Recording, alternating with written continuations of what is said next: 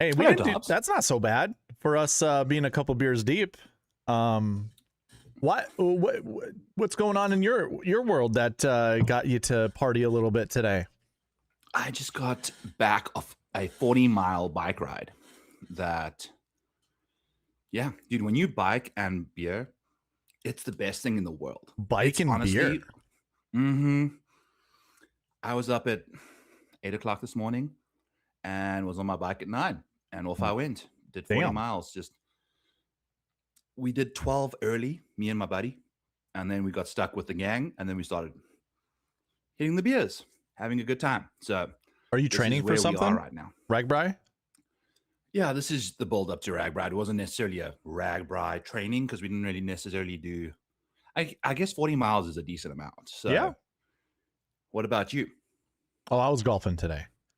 I did a where I golfed at a qualifying site yesterday for the Minnesota State Open, the one that I'm currently going to try to qualify for on June 11th. So if anyone wants to follow along, you can see the leaderboard at Blue Golf. Blue Golf is hosting the leaderboard there, so you'll be able to see my status there. That's down in Waseca, Minnesota, which was the first time ever traveling there, ever being in that town. I thought it was going to be cute, and for the most part, I guess it was, but it was a ghost town. I imagine because of the holiday. There are some places that like vibe up, and there's some places that just kind of. Hey, by the way, cheers! Disappear on you. Cheers, Byron. Cheers, buddy. Yeah, this is definitely going to be one of our more casual streams. Oh my god, I'm sipping on some Tweez. So me and Darby just did this before the show. We might as well just preview you guys. This is what's up. This is what's going on with my life. So I got a raspberry. Yours are like weird. They're like messing up with the green screen pretty good. Yeah, I mean they're kind of like it's not a green color, but it's like it's. But what the hell is that? Is that a? I put it in front of my shirt. You can't see it. A cobbler light? No, Michelob. Okay, it just looks super. It looks super goofy. You know what's funny? Michelob Golden Light is brewed in St. Louis, Missouri. For the longest time, you couldn't buy them in Wisconsin, Iowa, North Dakota, or South Dakota, but for whatever reason, they made their way up to Minnesota. And it's like one of the most popular beers, just draft beers, domestic beers in Minnesota. It's that, it's Coors Light, it's Keystone Light, these light beers are the most popular domestic beers here. But yeah, for the longest time when I went to school in Wisconsin, you could not get a McGolden, is what we call them. You couldn't get a McGolden in Wisconsin. And it's like, well, what the hell? You guys are just over the border. Like, why, but more Wisconsin bars started to reach out to the distributors and get more of the McGoldens over. So now you can go to some of those bars and they will have McGolden. So that's really nice. Dude, having a good beer at the right bar is very important. Like just making sure that you've got the right sauce for the juice that's needed is a establishment essential if you're setting up a bar at the right town, right? Yeah. So Keystone Lights were the hot and heavy item in Oskaloosa, Iowa, man. And I believe it. Mick Golden's similar situation, right? Like how many of them could you buy in a purchase? Well, you could get for bottles and for cans, you could buy a 30-pack. So you could, maybe a 24-pack for bottles, but a 30-pack for cans. Yeah. For how much was the last time you remember? I want to say you can get 30 for $24. I mean, dude. Yeah. That's a good deal. I think. That's a really good deal. And then like you can get like the 6-pack of Pounders for $8.99. So the math doesn't math, like a 30-pack for 24 doesn't equal a 6-pack for $8, but I want to say that there's always like a special going on that you can buy a 30-pack for like $24, $25. Dude, getting a good deal on a bunch of beers, like one of the best things in the world. It's honestly one of my favorite things to find. But nowadays I just buy 12 packs, which is disgusting because you're losing a lot of money on the value there. I always buy the 6-pack Pounders. Like that's usually the best. What is a pounder? What is a pounder? 16-ounce can. Okay, a tall boy. Yep, Is that tall what you boy. call? You call them a pounder? Yeah, those are pounders. Okay. Speaking of pounders, Darbo, Mm-hmm. should we get into Mr. Pounder himself, Wyndham Clark. Wyndham Clark? Sure. I mean, this was one of the most dominant performances we've seen. 30 under par. That's right around where Scotty finished last year. But he gained himself a casual 12-point strokes. Yeah. On the field putting, and Siwoo had one of the best putting performances of his career, and ended up finishing second. So fun stuff for Siwoo in that department. Scotty finished 5 shots back of Wyndham Clark at -25. He shot 6. Wyndham Clark shot -11 today. Yeah, 60. He shot a 60. A 28 on his back 9, Byron. A 28. Jesus, dude. Look at this thing. That is full disclosure. I was on my fuego. bicycle the entire round. Yeah, no I was idea. golfing I'm just the seeing whole this time. for now. And yeah, it's 7 under on 9 holes is what dreams are made of. And he parred the 9th, which was a par 5. So that par 5 was tricky though. It hurt me. See, I needed Hao Tong Lee for a best ball $150 Mayo Open lineup to get a guy through, and he 3-putted the 9th green to miss the cut by 1. So yeah, I had Michael Brennan and Hayden Springer. The people in my chat and my live streams got me on to Hayden Springer. Both of them shot 5 under, missed the cut by 1. And Springer bogeyed the last hole, his last hole, which was not the par 5. I think it was hole 18. Bogeyed it to miss the cut. So that was sweet. Ooh. That was in my league lineup, and my league, like, this is a week where you can catch up in league because of how low scoring everything is, how many points, like DK points. So you like, if you were behind, this was the time to catch up with a 6-6 through the cut. So those two yahoos, I mean, Brennan had 3 scoreable holes, either par 5s or drivable par 4s, that he could have had on his last 9 coming in. I think he finished on hole 9. He birdied his final hole on Friday, but I mean, he just never had it. I had him to win this damn thing. It just wasn't there, Dalvin. Yeah, I know. Brennan. Well, he made some boneheaded mistakes, like just following his shot length the last like 4 or 5 holes. There were some holes where he went long, where short was clearly the miss. Like hole 5, for instance, I remember on round 2, hole 5, he drilled a drive down the middle of the fairway, and then he had like 268 into the hole or something like that. Hits at 277, goes way over the green. And then he chips up to like 5 feet or whatever, and his putting sucked too, by the way. His putting was awful. Yeah. Well, he lost 3 strokes in round 2 alone. Yeah, it was bad. So fun stuff over there. I had Pearson Coody for a top 20, Darbo. He was also in my league lineup. Guess what? I bet him without the ties paid in full, which no, I paid him. I did ties in full. Thank fuck. I was just gonna say it. Because look at where I know. This is a situation where you lose money. And shout out Bet Rivers, who, I'm not allowed to say on my other shows, but they had ridiculous odds on the top 20s for Brooks and Pearson Coody. The best I could find with ties paid in full for Pearson was probably like plus 130, and I got Pearson plus 136, plus 163. Nice. So ties paid in full, which is what the numbers you could basically get for ties dead heated. And if you tied for 19th, you basically got dead heated with 12 other people or 11 other people, which definitely means you lost money if you did not hit the ties paid in full market, which was clutch. So shout out Pearson, who birdied the final hole for me. That is massive because I had a Brooks and a Pearson top 20, which basically defined my week, and they both top 20. So that's Brooksy this is the way to go with him right now. If you take a look at Brooks' situation over the last little while, Darbo, top 20, top 20, top 20, top 20. First top 10 ever on the PGA Tour in a long time. but he's basically just finishing top 20 nonstop and just can't figure it out from there.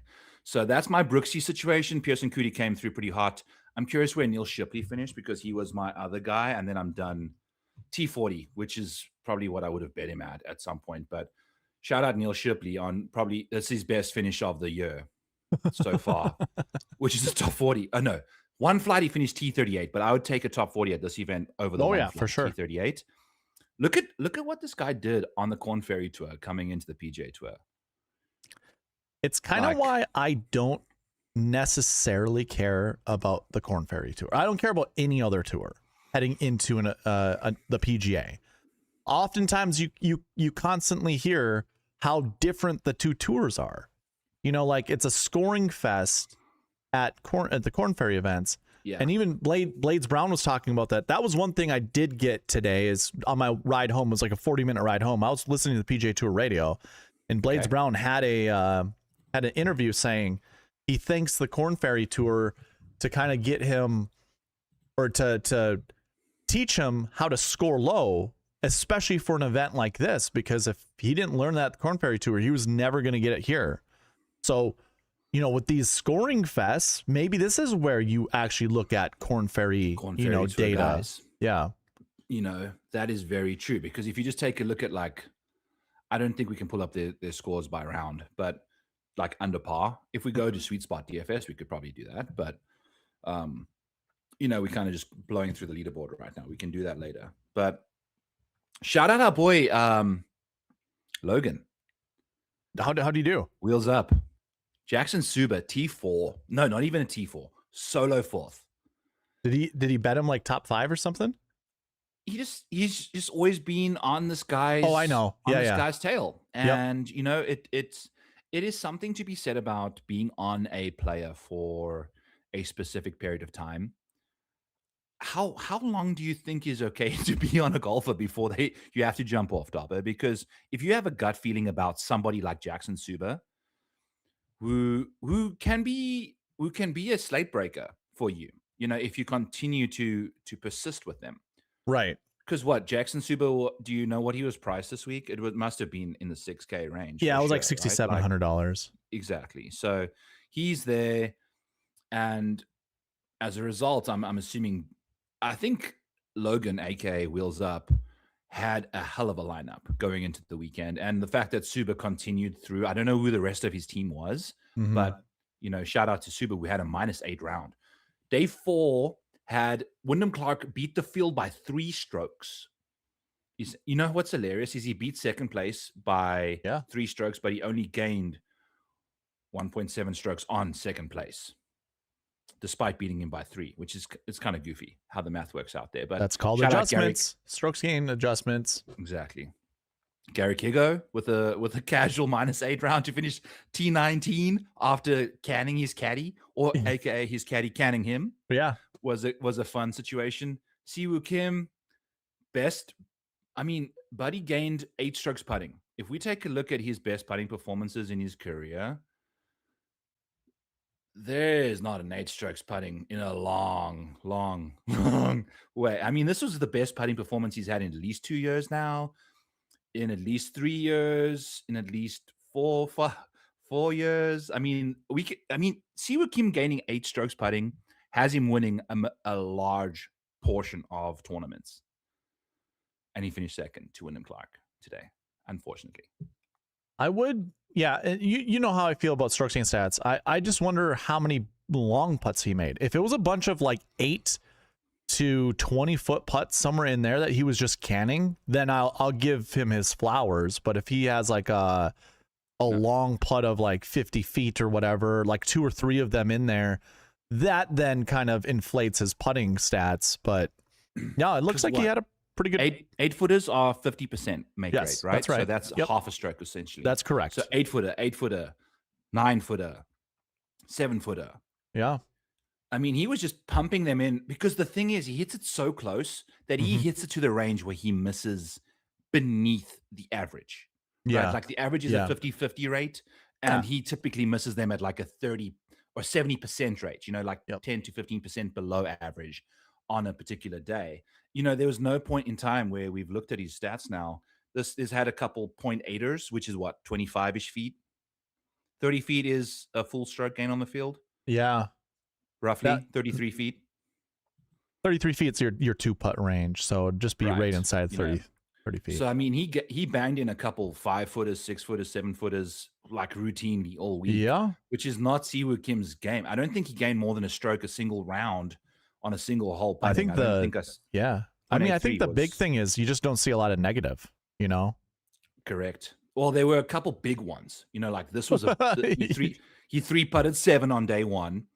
On day 2, he didn't really have anything more than half a stroke. And then on day 3, he likely 3-putted. Yeah, and half a stroke is missing an 8-footer, like. Yep. And he hit the green there, so he definitely 3-putted that one. And then on day 4, he 3-putted 8 again. He's 3-putted 8 twice in a row now. And it likely cost him the tournament he would have lost by 1. Yeah. Nope. Well, you also just never know. You never know how much pressure he's putting on Clark if he's that close to Clark, Fair, very maybe fair. It makes well. Clark play better. Maybe it makes him play worse or just nothing, no difference. And Wyndham Clark really just kind of showing you a lot of off the tee. Remember, you spoke about off the tee form, Darbo, coming into the week. Yeah. And that was kind of what I based my my DFS and my bets off of. And if we take a look at guys that are good off the tee, 1, 2, 3. What is Suba's situation? He's not pretty good because inaccurate. But the last 3 he's gained. Yeah, like that's so that kind of checks our box. If you're looking at recent formish off the tee, he's found something essentially. And what did he do off the tee? He gained off the tee today, this week. So that's good. Keith Mitchell, phenomenal off the tee. Tom Hoagie, not necessarily the greatest off the tee guy, played okay, irons and putter. That's what Tom Hoagie does. Hey Byron, first person. I was trying to get you on to Keith Mitchell the beginning of the week. Well, the thing was, it's just what is like. Look at this. Like for me, it's hard to believe in someone that's disowned when they've given you this. Hey baby, you gotta pretend to be, or you gotta think to be early sometimes. I will be looking to be an earlier guy. I want to. Remember, we said projection versus reflection. And I think the mixture is difficult to find for me right now. But I think I need to mix in a bit more projection going forward. Yeah, there you go. Hey. Yes. AJ Love, what's going on? JP Del Frio, I see you guys in the chat. And then Pellin or Pelon, whatever. Can we get a eulogy for Rasmus Højgaard? Byron, my best lineup was my dummy lineup. The lineup I put in just to have, and it had Rasmus Højgaard in it. So yeah, he barely made the cut. I mean, he shot like 1 over on round 1 when everyone was going under par, or 1 under. Yeah. He got to 1 under. He still lost 1 stroke on the field. Yeah. And then he went like 6 or 7 under round 2, and it was like, okay, Rasmus, like this is great. Mm-hmm. Yeah, and then eagle. I think even round 3 he played okay. 2 under. All right. No. And then round 4 was good. No, it was bad. All right, never mind. It was terrible. Like the only time he gained was in round 2. That was the only good he did this week. Rasmus was a pest every other day outside of Friday. Pelon is Spanish for bald guy. When did we say Pelon? I didn't say Pelon, but I'm calling it Pelon now or whatever for. I don't know how to pronounce that. Is it Pelin, like melon? Give us some rhymes here. When did we use anything that associated with Ellen?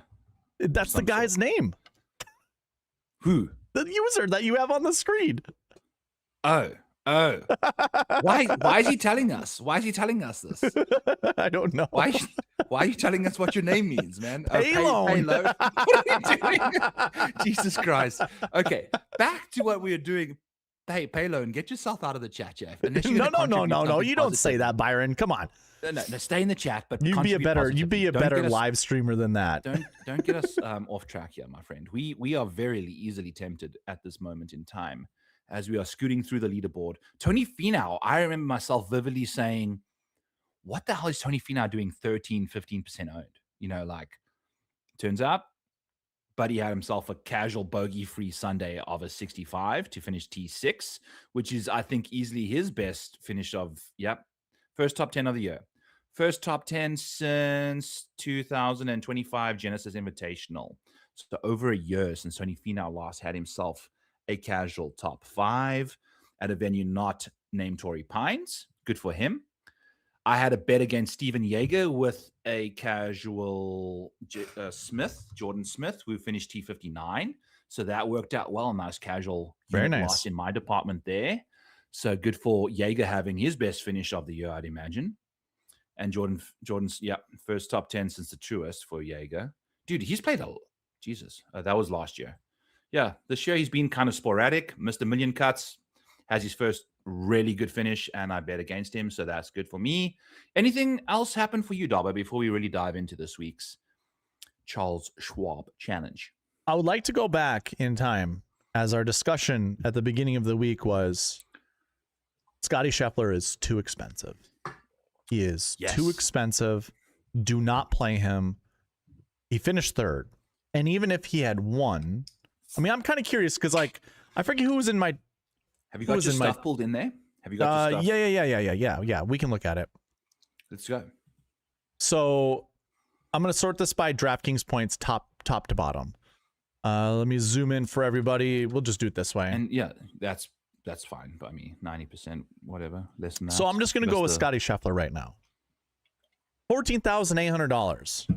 Look at the people around him. Remember our discussion of the top 10 leaderboard? How it normally looks every single week. I mean, oh my God, look at this. Look, these are your top salary golfers. That is like, I'm screenshotting this right now because that's exactly what we were preaching, right? Look at everyone beneath him. Yeah. And this is what we talked about in our lead-in stats.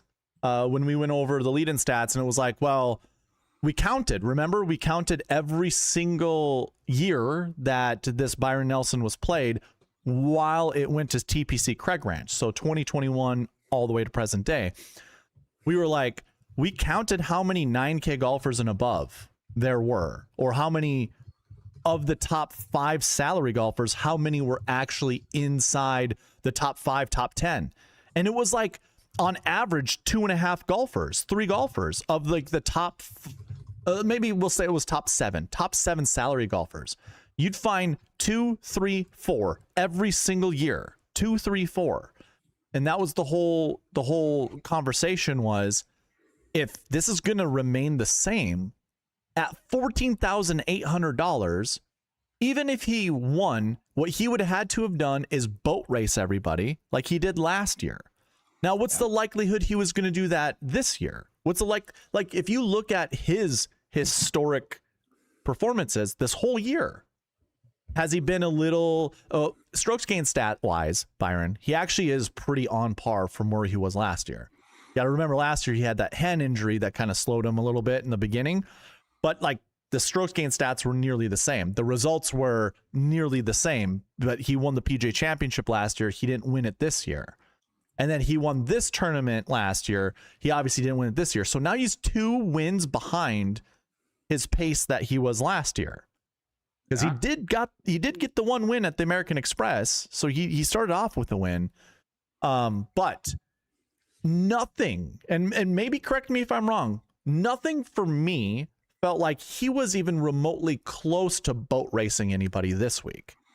Well, entering the week, we felt that way. Right? Didn't we think that he doesn't got it right? Yeah, he doesn't. Yeah, he doesn't have it. That's right. He doesn't. And by got it, we were talking about Scottie Scheffler got it. Right. Not everybody else on the PGA, because by the PGA Tour standards, he finished 3rd again. Yeah. Like this is what now. I know, dude. This is what the best golfer in the world is supposed to play like. We just want him to be like Tiger Woods and win. Right. But Tiger Woods won at a 45% clip in his heyday. He didn't like, there was 1 year where it was over 50% that he won, but most of the time it was just under 50% was his win rate every year. So like, yeah, Scotty's not on that trajectory this year, but yet he still has more tournaments that he's going to be playing here soon.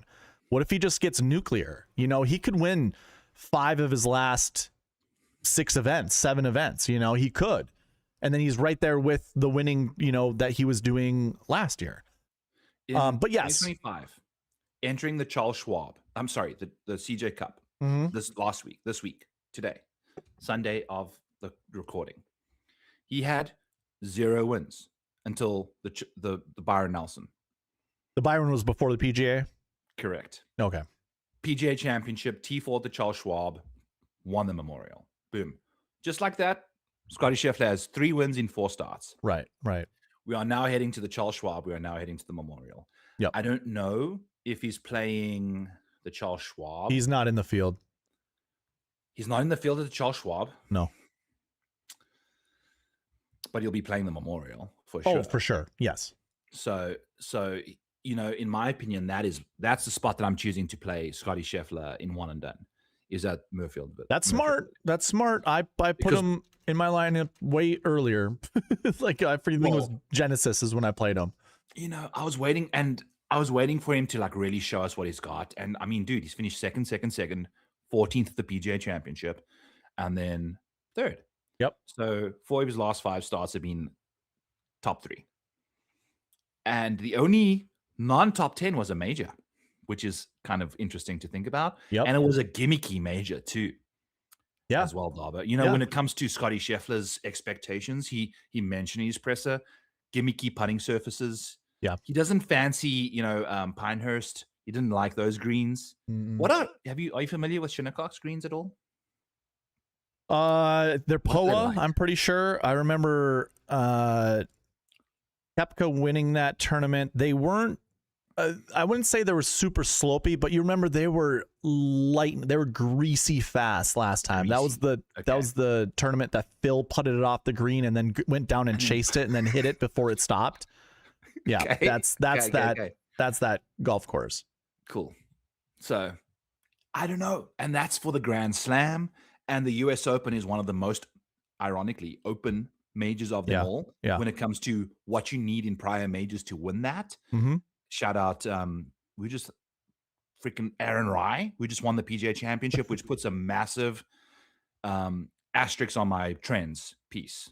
Sure. I don't the top 2, top 3. Yep. Top 2 trend that I've been using to bet guys in my majors, unsuccessfully picking the wrong guys with the top 2s, but still all of them with top 2s winning, aka Scotty and Rory, basically half of them the last 2 years. And anytime I touch Rory, he turns himself into a puddle of piss. Yeah. Yeah. So I got nothing to say on that. But, shout out Scotty on a commendable run here. Yeah. Yeah. He's dominant. He's put it this way. This is maybe like just below average of his probably like his baseline that he probably puts himself at. And just think of that. It's like 2nd and 3rd is the worst he's going to do. Yeah, I would say Scotty's satisfied with how he played golf. Yes. How he plays golf in isolation of everything else that happens. He controls the controllables, plays what's in front of him, all of that stuff, hates hypotheticals. I think he would have left this week with a 9 out of 10, 8.5 out of 10 performance for himself, I would imagine, I also kind of think golfers just realize what they have to do to win now, which is just go absolutely nuclear. Like these guys that are beating Scheffler are having probably their best tournaments they've ever played ever. And I know that's kind of true for all winners, but like in order to beat Scheffler, you got to not only get to the point where you'd won tournaments in the past, but you got to even go above that in order to beat Scheffler. And people are doing that. There's one guy, usually, like there has been one dude that's constantly doing that. And it's the people that are out putting him, which is one of the hardest things to really protect yourself from the field with. Yep. Is ball striking typically like separates Scotty from the field. When you require a ball striking masterclass, Scotty Scheffler is going to piece you up, man, because he gained himself almost 10 strokes ball striking this week. If you add that's 2.2. So basically 10 strokes ball striking. If we take a look, it might actually be one of the best ball striking performances of the week. And it was Max Griesemann, Jackson Suber, Mark Hubbard, Johnny Kiefer, Wyndham Clark, and then Scotty Scheffler next. Wow. Yeah. all of them gaining 2+ strokes on the field ball striking. And Max Griesemann finished ninth. The grease trap. Yeah. Hubbard doing himself a total disservice with the short game, losing himself almost It's awful. 6-stroke short game this week, ball striking it to absolute pieces. And then Johnny Kiefer, so basically everyone except for Mark Hubbard that ball struck the piss out of it, gaining 2+. Matty Schmidt, shout out Matty Schmidt, T4 at the PGA, ball struck the living crap out of it and couldn't do what he did at the PGA to keep himself to make the cut. So, that's just kind of hilarious. Tony Finau doing his work on the ball striking front as well. Rio at Saturday, Tom Hoagie, Jaeger doing a good week as well in that department, losing one of the few people. This is why variance is all messed up, man. Is we went into this week thinking we're trying to target off the tee guys that struggle off the tee. Look at this. I mean, I felt like ball I nailed strikers. the situation. I think that's what we looked at. Ball strikers that had plus 0.4 strokes or better. Right. I mean, where the hell is Jaeger going to have one of these? Well, I should have known that Jaeger was going to have a good week ball striking because of the Cognizant Classic. Right? I mean, this was the only time he's had a really good approach week or ball striking week in general. Turns out he just had himself a fucking banger. You know what, though? This was one of those tournaments, we even said this before, recent form absolutely did not matter coming into this event. Yeah, but he doesn't even... But what else does he fit, though? Nothing. There's like... He does well when he can bomb the ball and not get in trouble for doing it. I guess this week, I mean, if we go off the tee-wise... He did gain off the tee, but it was very small. So I imagine his driving accuracy was probably on par with any of the other tournaments that he's ever played. Yeah. Anyway, I promised we wouldn't do too much bitching about this week. I'm starting to get into a dark hole now that I see this like, that's not even the guy. That's what I expected. But this is what we got. T9, shout out him. So yeah, I mean, look at his off the tee. It was negative.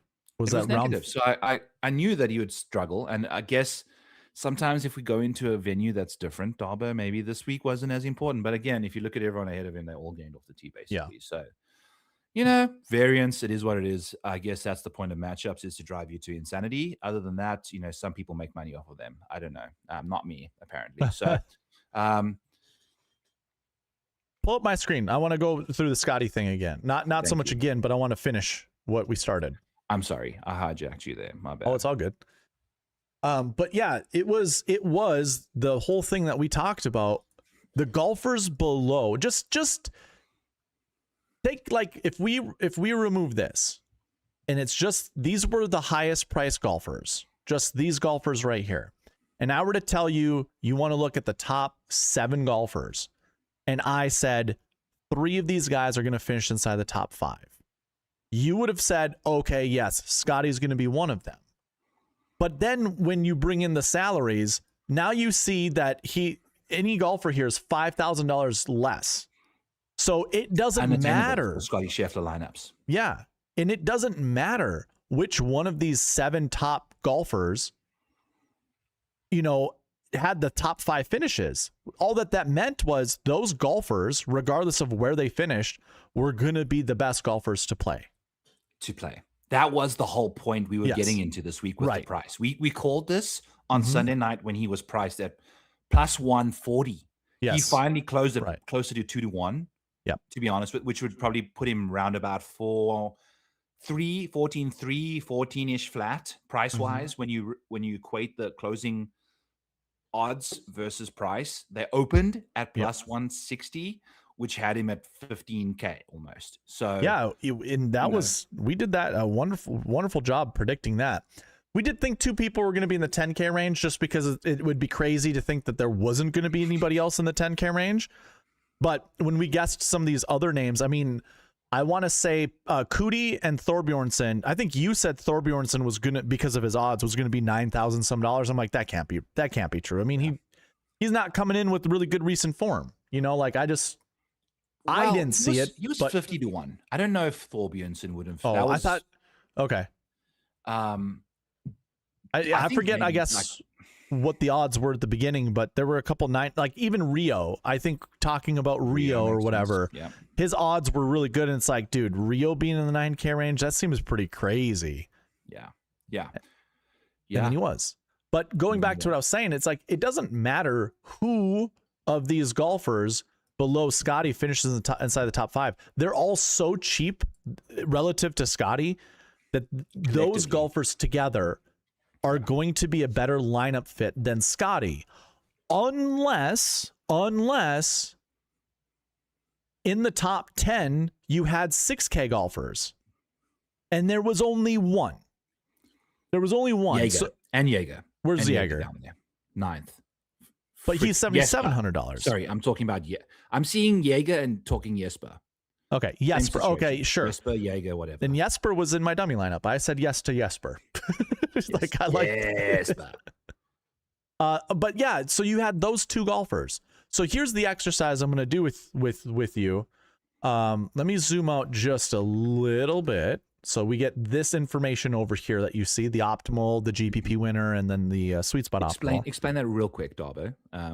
The 3 things you're seeing there. So optimal lineup is the best lineup you can build, straight up, period. There's no lineup that can get better than it. It scored 814 points this week. It used up $49,200 of the salary. And it was Wyndham Clark, Siwoo Kim. It's all these golfers with the little black tick marks next to them. But yeah, Clark, Siwoo, Jackson Suber, Keith Mitchell, Tony Finau, Tom Hoagie. That is a 998-776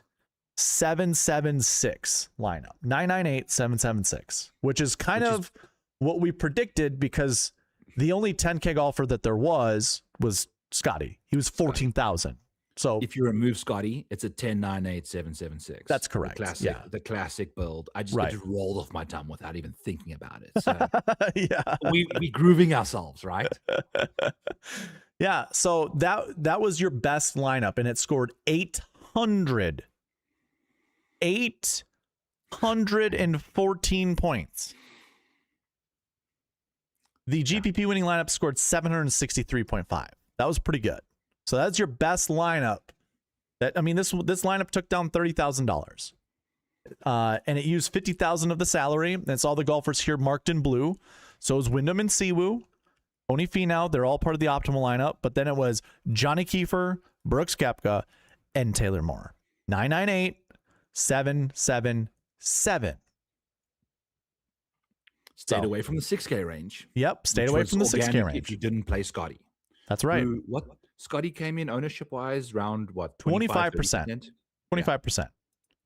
Oh, hey, let me just throw that up on the screen too. I'm not going to derail this too far unless you want to get into it. But gosh, I wonder if people are a bit more sharp than they used to be. Like, look at this. All of the ownership. You get down to Seabeds, which was 14.44% who missed the cut. Everybody else nearly finished inside the top 20 except for Tom Kim. Yeah. And 15% isn't even that big of a deal. No. It's just what Scotty funneled everyone to. Yeah. Well, true. Yeah, very true. Very true. But anyways, going back, the sweet spot optimals, if you followed the bucket system, the marquee tee times to the fullest, the best lineup that you could have built with this would have scored 793 points. So it was 30 points better than the GPP. It left $400 on the table, 49,600. It was Siwoo, Keith Mitchell, Wyndham Clark, 998-777. So a lot of the same names. Hoagie, Finau, and Kiefer were in your 7Ks. So if you use the optimizer that I provide every single week, and you were anchoring around, say, Siwoo and Keith Mitchell, perhaps you would have got to a lineup that had Wyndham Clark, Tony Finau, Hoagie, and Kiefer. The more golfers that you lock in, the more likely you are to hit the optimal lineup, but you got to get the right people. If you just do the optimizer and you don't lock that many golfers in, getting to a lineup like this probably is going to be challenging. Unless you change out the metrics that I had. For my model, if you change it out for yours, that would have been a way to get there.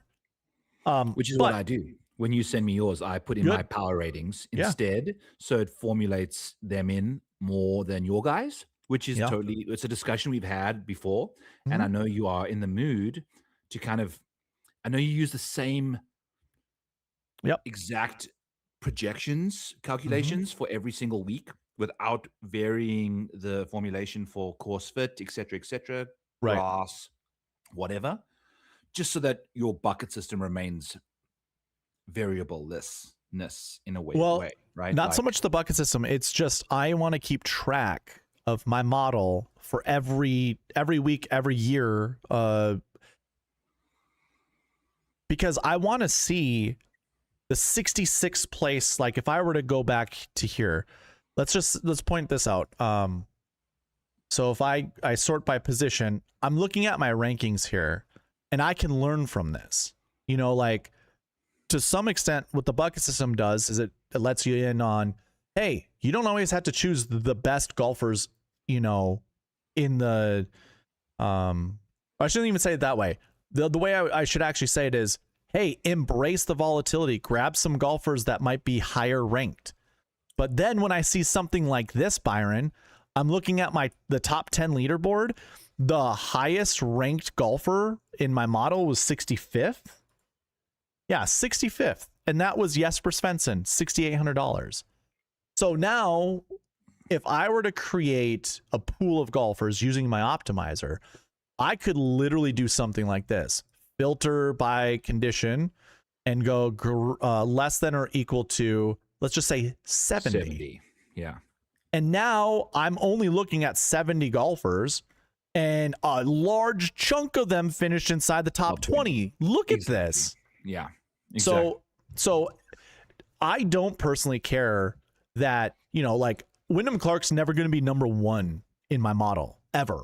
You know, 16th I think is fair. Like he could he have been 10th, 11th, 12th? Sure. Would he have cracked the top 10? Probably not. You know, like I don't know if I would ever get there with Wyndham Clark. But I got number 2 and number 1 up there, which is kind of easy. You know, that's pretty easy. 63rd Jackson Suber. I'm sorry, he's $6,900. Was Jackson Suber a top ranked guy in your model? You know, if you included course fit and whatever. So my whole topic of discussion there is I continually want to do the same model just to see how the rankings are for every year. So if I look at 2026, here's my model for the top finishers.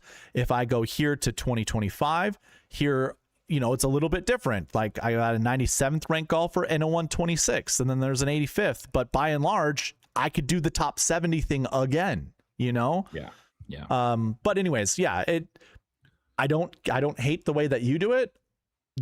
We all have to come up with our own reasons to play golfers and to fade golfers. So like, I also encourage people to change the rankings based off of how you view them, how you look at them, you know, like, so what's great about my optimizer is just follows the sweet spot process, the buckets and the marquee tee times. If you're a believer in that, there you go. Now you get to put your own rankings on there, and then you get to play the golfers you want to play while incorporating maybe some golfers that you may not have thought about playing, but just fit in that whole bucket system process.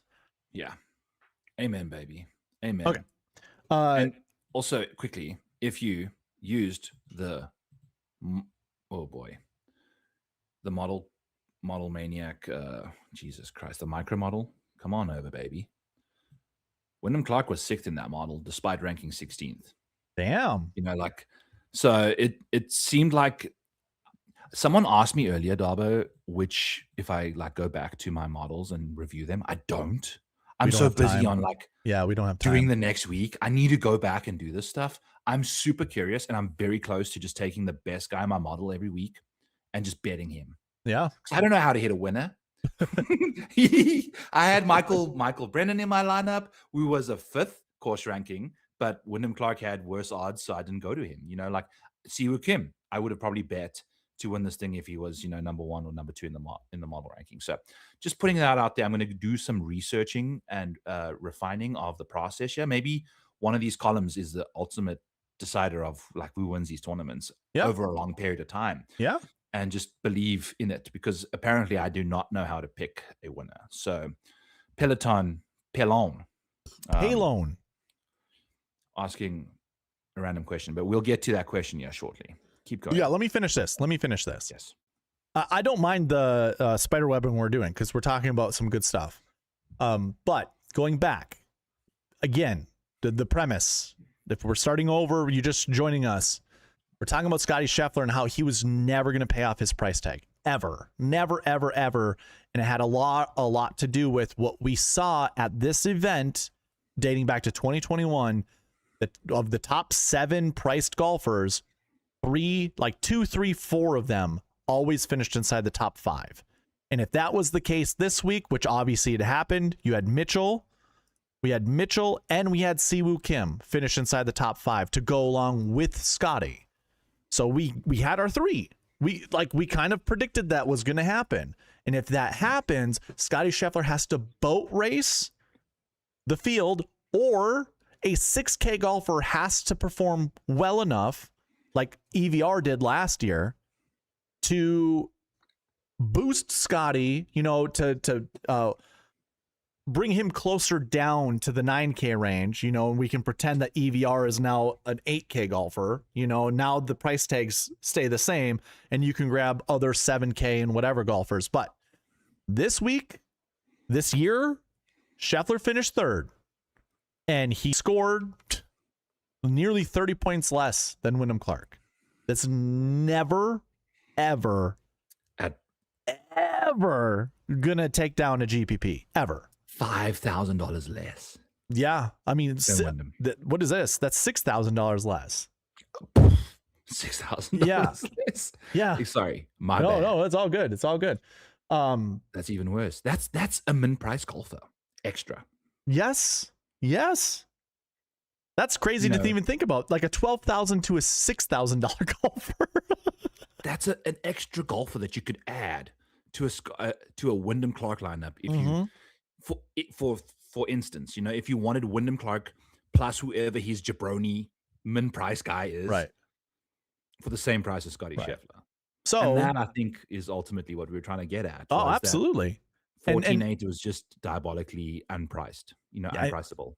And going through the points, so 763 was your GPP winning lineup. So here's going to be the exercise. Can we build a Scottie Scheffler lineup that scores more than 763? And if not, what's the best lineup we could have done? And how much money could you have won in the $5 GPP? Because I do have DraftKings up on the side over here with that contest. So we need to first figure out our salaries. I have this sorted by DraftKings points, best to worst. So here's Scottie. Obviously, first 2 names above that are unattainable. No, we're not getting there. Away. Can't get there. You can't go there. So we're going Scheffler and Suber. That makes sense. He's $6,900. If you remember, if you put Scheffler in your lineup, $7,040 was your average remaining salary. Right. Well, and hey, if look you're at trying this. To predict a lineup, Darbo, it's a Scheffler 8K 77666. Right, that's the typical Scottie Scheffler lineup. Is like a 10, 8, 7, 7, right, 6, 6. When he's 6, like, right? 14,200 or less. Yeah. So we'd almost need 2 7s and 3 6s for the Scottie lineup. Yep. Yeah, absolutely. So here we go. 69, 7, 72, 71. We can do a $7,000 golfer. Jesper Svensson. Okay, so this, do you see a better way to build a lineup? I'm leaving $200 on the table. I don't think there's a way to get there because these are the DraftKings points. Like this is the best. 49.8? What's that? 49.8 is your price. 49,800. Yep. Yeah. I don't think there's a better way to build a lineup. We'd have to like sub one of these down here, but yeah, Bosho scored 119.5 points, so I don't think so. This is the best lineup. This is the best lineup you can do with Scottie. If you could tell me that with the Scottie Scheffler lineup, you would have 2 of either of these 3. Zach Bosho, Jackson Suba, and Jesper Svensson. And we can even throw in Tom Hoagie and Tony Finau. Yeah, all golfers that I don't think you would even be comfortable playing. You would like that's 150 max lineup build right there. If you're lucky. There's no way if you're a 20 maxer, you get into that lineup. There's no way if you even, like hand building lineups that you get to those 3 guys. Or those 5 guys. Right? It's pretty respectable for point totals. 745 is how much points you could have scored. Remember, Yeah. GPP scored 763, so you were never winning a GPP with Scotty Scheffler. Yeah. I mean, what was this? Sorry, 745. Yeah. yeah, 745. 20 But points short with the best Scotty lineup. What's that? 20 points short with the best Scotty lineup there was. That's correct. But let's pretend that Scotty Scheffler and Wyndham Clark's points get reversed and say Scotty Scheffler scores 166 points. So he didn't boat race, but he won by 3. You add 30 points to 745. Yeah, you take down a GPP that way. But look at the lineup that you had to build. You're not doing that. Your most expensive golfer is a 7,200 golfer. Tony Finau. Tony Finau is your next click on a Scotty Scheffler lineup to win a GPP. Yeah. And I bet you anything, nobody is like going, okay, we're doing Scotty. I have $7,000 left over. And then we go, hey, don't range any further up than 72 and don't range any further down than 68. Like most clicks are going to be like, let's try to find salary relief and get down to $6,400, $6,300, you know? Yeah. So, but yeah, this would have been the best lineup. Now, I have DraftKings up right here. 745 745 would have been this place right here. You could have won $1,000 with that lineup. With Tony Finau, I'm trying to just remember, Zach Boshow, and then everybody else. Yeah. Jesper Svensson. Finau, Boshow, Hoagie. Those are your 7K golfers. Suber. Jackson Suber and Jesper Svensson to go with Scotty Scheffler. Like the total top 10 rate of all 5 of those guys, because I know Tony Finau hasn't had a top 10 this year. I don't think Jackson Suber's had a top 10 in a while, and neither has Tom Hoge. Tom Hoagie's had a multiple top 10s. So he might have been the only. Jesper Svensson being in there is a total wild. Tom Hoge really is the only true. And I've been preaching Tom Hoge, but I didn't think this was the week for him, you know. But here we are, you know, another top 10 for Tom Hoge this week. I'm going to color this really quick so we can just sort by it. Also, I love how we were going to like not recap this thing for long, and now here we are. Oh yeah, no, we got to. Yeah, but we've done good work. So here you go, Byron. Here are your best performers heading into this. You had Scotty Scheffler with the recent form average of 5. That's his average results. Average finishing position. Yep. Over the last 7 weeks. Then you actually have Boshow, which includes the Zurich, and a 28th and a 24th. That's actually pretty respectable. And then it drops into this garbage. Utter garbage. Do you really British accent. Do you really trust Jesper Svensson coming in with a miscut average over the last 7 weeks? Suber has one top 20 at Myrtle Beach.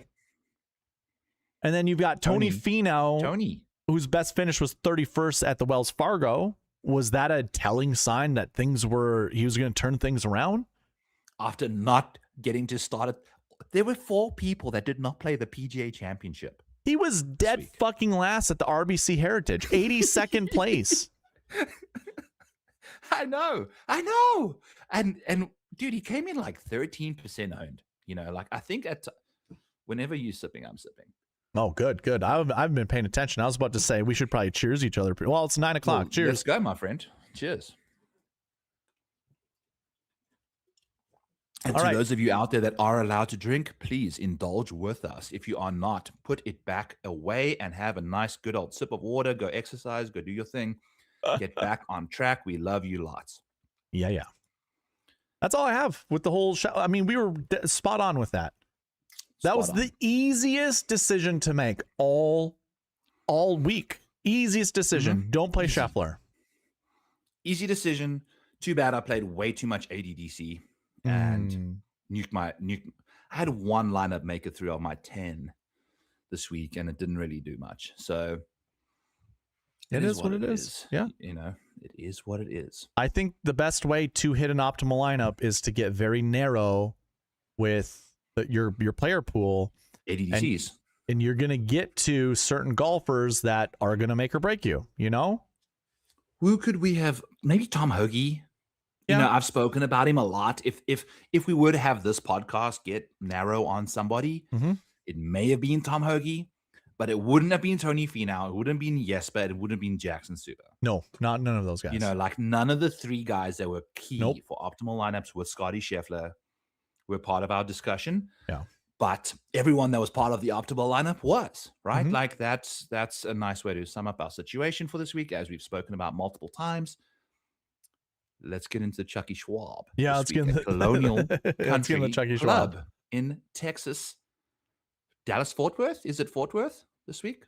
Dallas Fort Worth. Fort Worth, Texas. Yeah. Fort Worth. Yeah, Where you're the hell right. is It this is place Fort at? Worth. Yeah. It's Fort Worth, right? Yep. Yeah. Where they give you muscle cars if you win. They don't give you boots like the Valero. They give you like a badass restored muscle car for you muscle car junkies out there. I want that. Emiliano Grillo had a nice whip when he won his ride. So, Darbo, talk to us about what we can expect at this week's Charles Schwab Championship. Yeah. So at sweetspotdfs.com, if you want to go check out next week's field, it's already loaded in there. 133 golfers anticipated to play, or 100. I think it's gonna be 130. I want to say 135. Is that right? Is it 132 with Brooks, and then the ad is even playing this week? I don't see Brooks it's playing. Been a long week. Yeah. I should know this. Yeah, I think it's probably gonna be 132. I don't know why it says 133. I think it doesn't matter. I'm not focused on this. Strength of field's 347. Current field is set at 132. Okay. One sponsor unrestricted and one sponsor members are available to additional ads. Thank you for that information. Yeah, I'll have to see why this is pulling 133. Maybe there's just a extra. Maybe I have a golfer in there twice for whatever reason. It's not a problem, my friend. We know we love what you put out there for us. If there's one extra person, that's one extra data point you didn't need. Right. But you're going too far for us. The strength of field's 347, which I thought was impressive until I look at the strength of field, and it's kind of lower based off of. Well, no Scotty. That's right. No Scotty. No Rory. Who's number 3 in the world? I forget. It's Xander. It's Wyndham Clark. No, I'm joking. It's Xander. It's Cameron Young, or it's Matt Fitzpatrick. Those are probably the top 5 in the world at this point. Okay. And none of them are playing this week. I think my underdog tool will show us.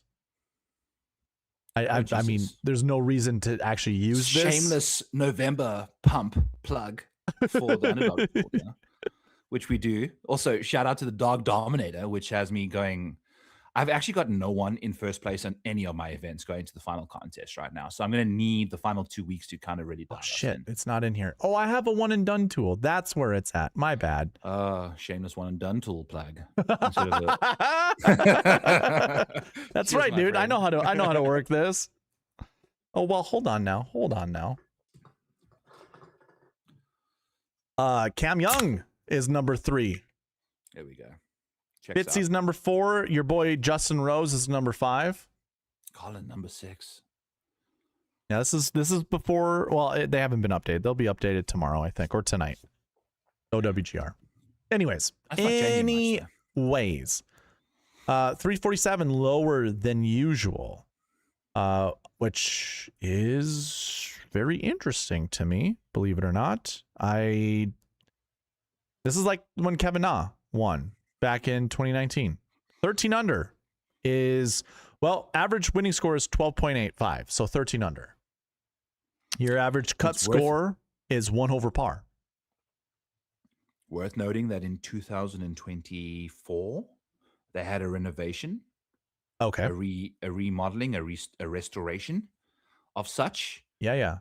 And it didn't really do much. There we go. 2023 was when it happened?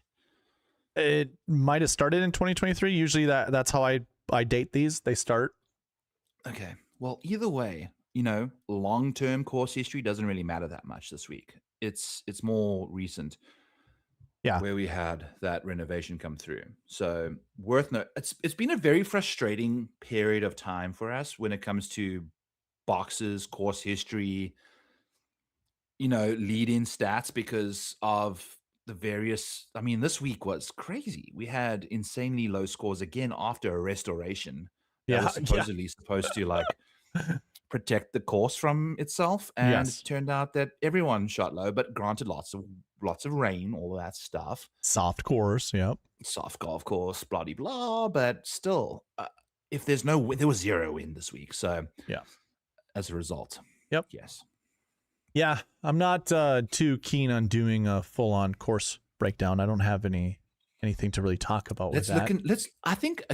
Let's do our thing, baby. Let's get into the leading trends stats. We identifying leading stats. What the hell? At 130 seconds? No, 1 hour and 30 seconds. Well, it's not 130 seconds. It's 1 hour and 30 seconds into the show. It's a perfect timestamp.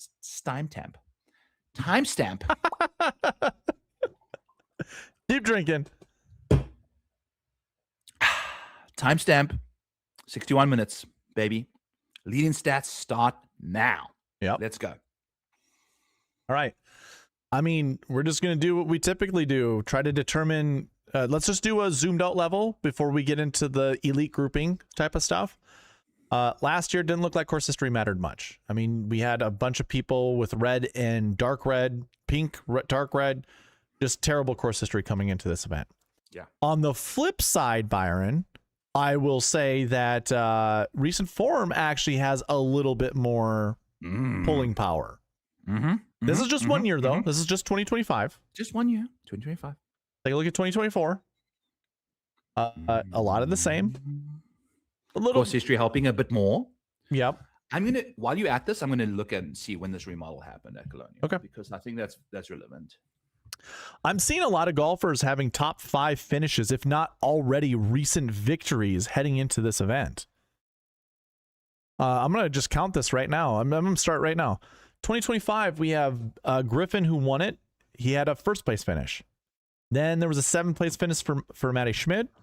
5th place finish for Bud Colley. A win for Scotty, obviously.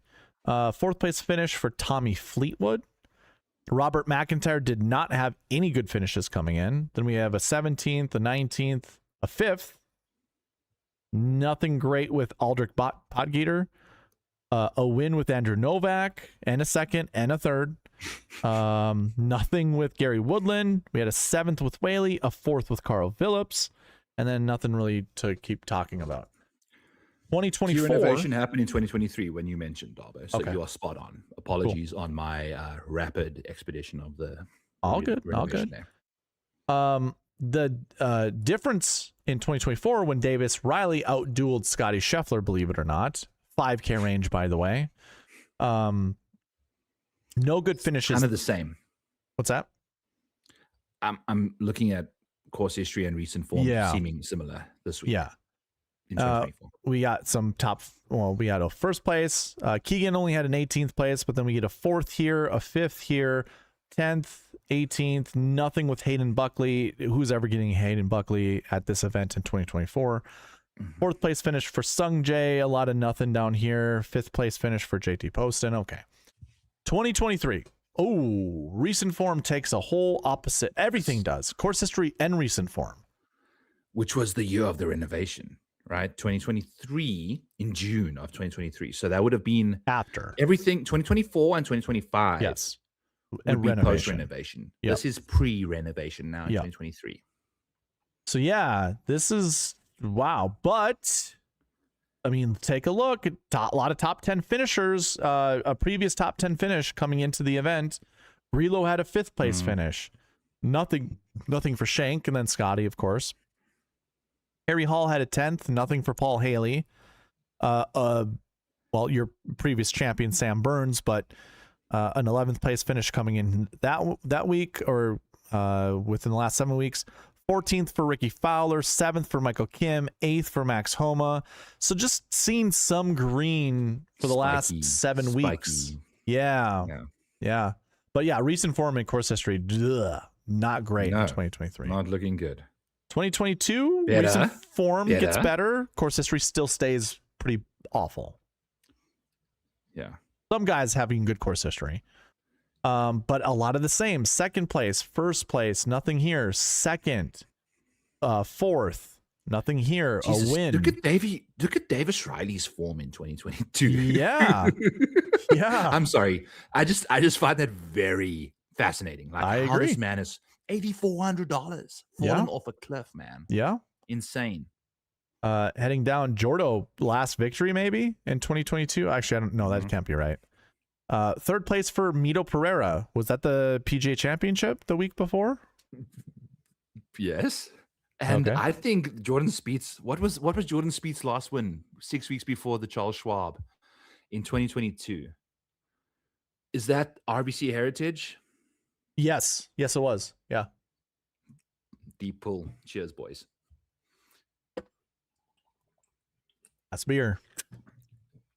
Let's go. I've got dry roasted honey peanuts and toasted teas going on right now. Like okay, but as we can see, we're getting like a handful of golfers. We could almost, probably not price tag wise, but we're getting to the point where we're kind of seeing enough trends to feel confident that we do want golfers with top 10 finishes, at least in the last 7 weeks coming into this event. You know, I'm even willing to like push it to top 20. I think, you know, like, yeah, you could, but I think you can once you narrow it down to top 10s, it'll help you. Yeah. I think, you know, if you want a multi-entry like pool, I think a top 20 coming into this week is right. Going to give you some of those weird guys. And also just to note that we do have, 2 or 3 golfers every single year that do not have a top 10 or a top 20 and actually have really bad recent form heading into the event, like Sebastian Munoz, who's $7,000. Brendan Todd. Where is he? Down here? Yeah. Mm-hmm. So yeah, just keep that in mind. You can have it's the 2/3 rule. Remember me saying that last week? The 2/3 rule. 4 of your golfers should have, top 10, top 20 finishes heading into the event. The other 2 golfers, feel free to play whoever, whatever, your Jackson Subers of the world, And for this week, Darbo, I'd be willing to encourage you to run a random, fun course fit model where you can see guys like Brendan Todd and Lucas Glover, which makes tons of sense for this kind of venue. Sure. Yeah. Absolutely. Accurate drivers who putt. No, I almost said we putt well. Would we say accurate drivers who are good wedge players? Like wily veterans, old guys, wily vets, short vets. Yeah. Blue collar boys. Yeah. For sure. Okay. And we we already went down the list there. 2020 was coming back from COVID. This is the first event back from COVID. Fun. Yep. Fun. So we'll skip recent that form one. means nothing. Yeah. You didn't have any recent form. You can see it's all blank. Literally. Yeah. 2019, Kevin Na. This is like the same similar strength of field that we had, or we have this week that we had then. But you get a 10th place finish from Na. First of all, recent form, not as good as previous years. And then course history looks a little bit better than previous years. Yeah. But I think course history this year doesn't matter as much versus, this is all, 2023 and beyond. Sorry, 2024, 2025. It's 2 years since we've had this course redesigned, which changes things up a bit. In my opinion. Agreed. But I mean, just going down this list here, we got 10th, 5th, 1st. Nothing here with Andrew Putnam. 20th with Blixt. We have a 3rd. Oh yeah, Putnam with the 20th. Yeah, okay. Sabatini. Remember when he was a person? Decent. Remember when he was a South African? Yeah. He was for a long time. At one point he was before he was Serbian. Yeah, right.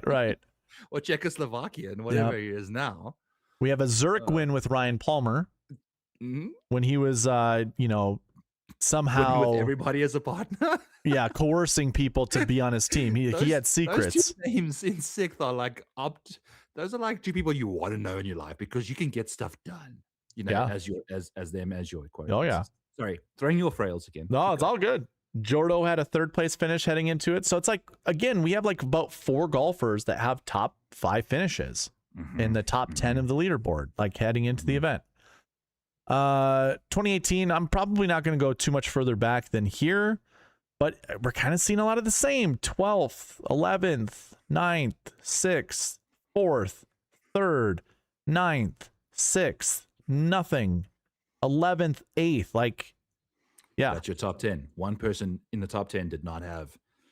Right. And recent form here, not super great, but we had all these top 5, finishes. Or top 10, top 11, top 12, whatever. But anyways, so that's kind of, do you want to do the elite grouping and just see what it looks like for recent form and course history? Sure. Okay. I might as well. Yeah. I mean, we can apply the filters the same way all the way through. Course history, I'm going to go 1.01 to that gets rid of the blanks. Mm-hmm. Yeah. And I will put in, what do we want? 40? 40. Let's go. 40? I mean, course history is kind of tough at this. I mean, we've noticed that already, right? So, and I'm going to do the same thing here, 1.01 to 40 again. mm-hmm. So for everyone at home, we're looking at golfers who had a course history of 40 or better, which is just their average finishing position at this tournament, dating back to 2013, their average finishing position. And then recent form is looking at the last 7 weeks prior to the event and what their average finishing position was. So 40 and 40. When we do that, we get 2 golfers, Byron, that were inside the top 5. We get Scotty Scheffler and Bud Cauley in 2025. Mm-hmm. 2024, we get Scheffler and Morikawa. So far, Scheffler, basically. Mm-hmm. Lots of high-priced golfers. You can see that. Yeah, same here. Lots of high-priced golfers. Mm-hmm. 2023, we get our winner. And we get Rose and Victor Hovland, then a bunch of missed cuts, but all high-priced golfers. Ooh, this is kind of telling, like it could be very volatile, right? I mean, not so much in 2024, 2025. Yeah, you got a lot of high. Oh, 2022. We have 3 golfers that finished inside the top 10. You can build a lineup around them. Spieth, 10-4, Finau, 9-1, Kevin Na, 8,100. And then a lot of high-priced golfers and obviously guys that, I mean, this is the thing to say to people is expect favorite golfers this week to miss the cut. Yes. Especially, maybe, I wonder what guys that have played PGA Championship, Byron Nelson, well, we won't even know because they've messed up this whole part of the schedule. So we can't even look at that. That's right. Stuff. My bad. But I think that Charles Schwab still need good form. But no. I think that Charles Schwab always is after the PGA. So I think almost every year, I don't have the Charles Schwab up on my other spreadsheets. Let me pull that up. We can take a look. That's a good point, Davo. So 2025, it was the PGA. This tournament followed the PGA. 2024, it followed the PGA. 2023, it followed the PGA. 2022, it followed the PGA. 2021, it followed the PGA. 2020 was COVID, obviously. 2019, it followed the PGA. 2018 followed the Byron Nelson, and then Players Championship. Okay. So 2019 and on was PGA Championship. Always follow the PGA Championship.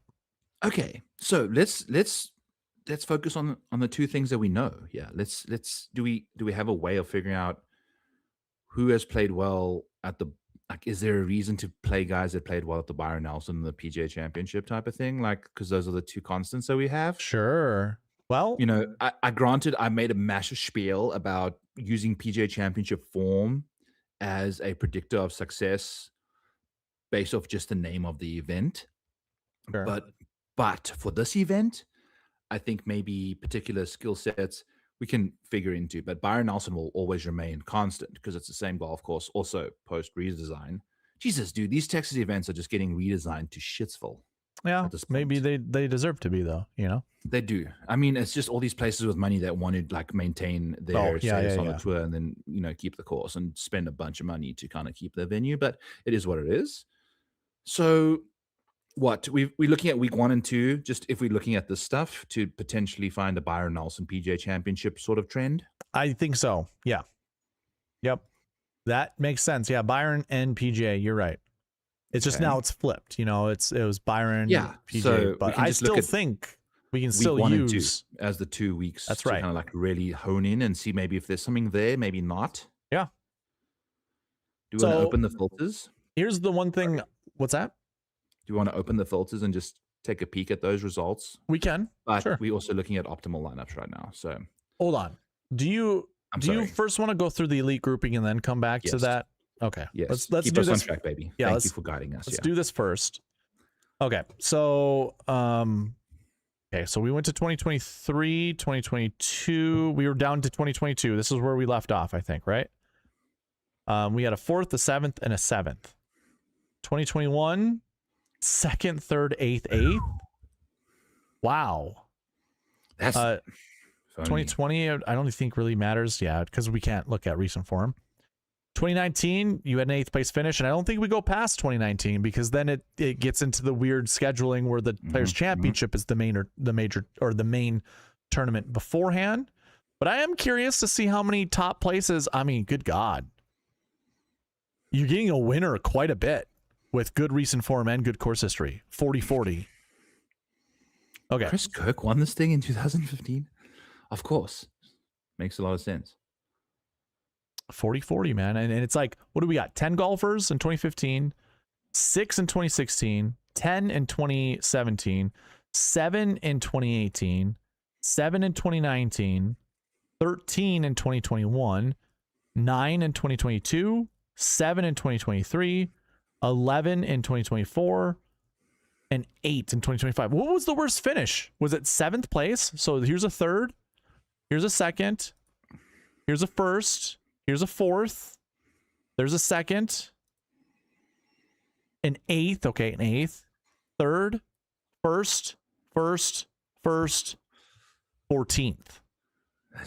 But that's way too far long ago. Oh yeah, no, I know, but I'm just like, I just wanted to go down the list and just see. No, I'm just. Byron, if you're gonna find your winner, is this not where you look? I think this is the way. This might be how I bet my card this week, Darbo. Can we look? Because cheat sheet, guys. Go to the cheat sheet next week. You apply the same filters, hit the little crosshair. Look at that, course history and recent form. So we'll keep 11 because that is the best course history coming into the event. We'll go ahead and just put in 40. Actually, I'm gonna go 11. You know what? Let me see what. I'm gonna keep it at 11. I was thinking about 11.01, but I think if someone is at 11, we're gonna miss them.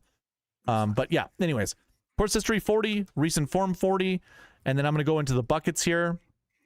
And basically, what I'm gonna do is select everybody that's a 1-2 for course history and a 1-2 for recent form. Let's go, baby. We get 8 total golfers. 8. We don't have price tags because obviously this is the Sunday before DraftKings puts out salaries. All right, Byron. This is in order of OWGR. You got Keegan Bradley, Gary Woodland, Brian Harmon, Bud Colley, Christian Bezuidenhout, Mac Meisner, Carl Phillips, and Adam Svensson. Now, 4 of those golfers are playing.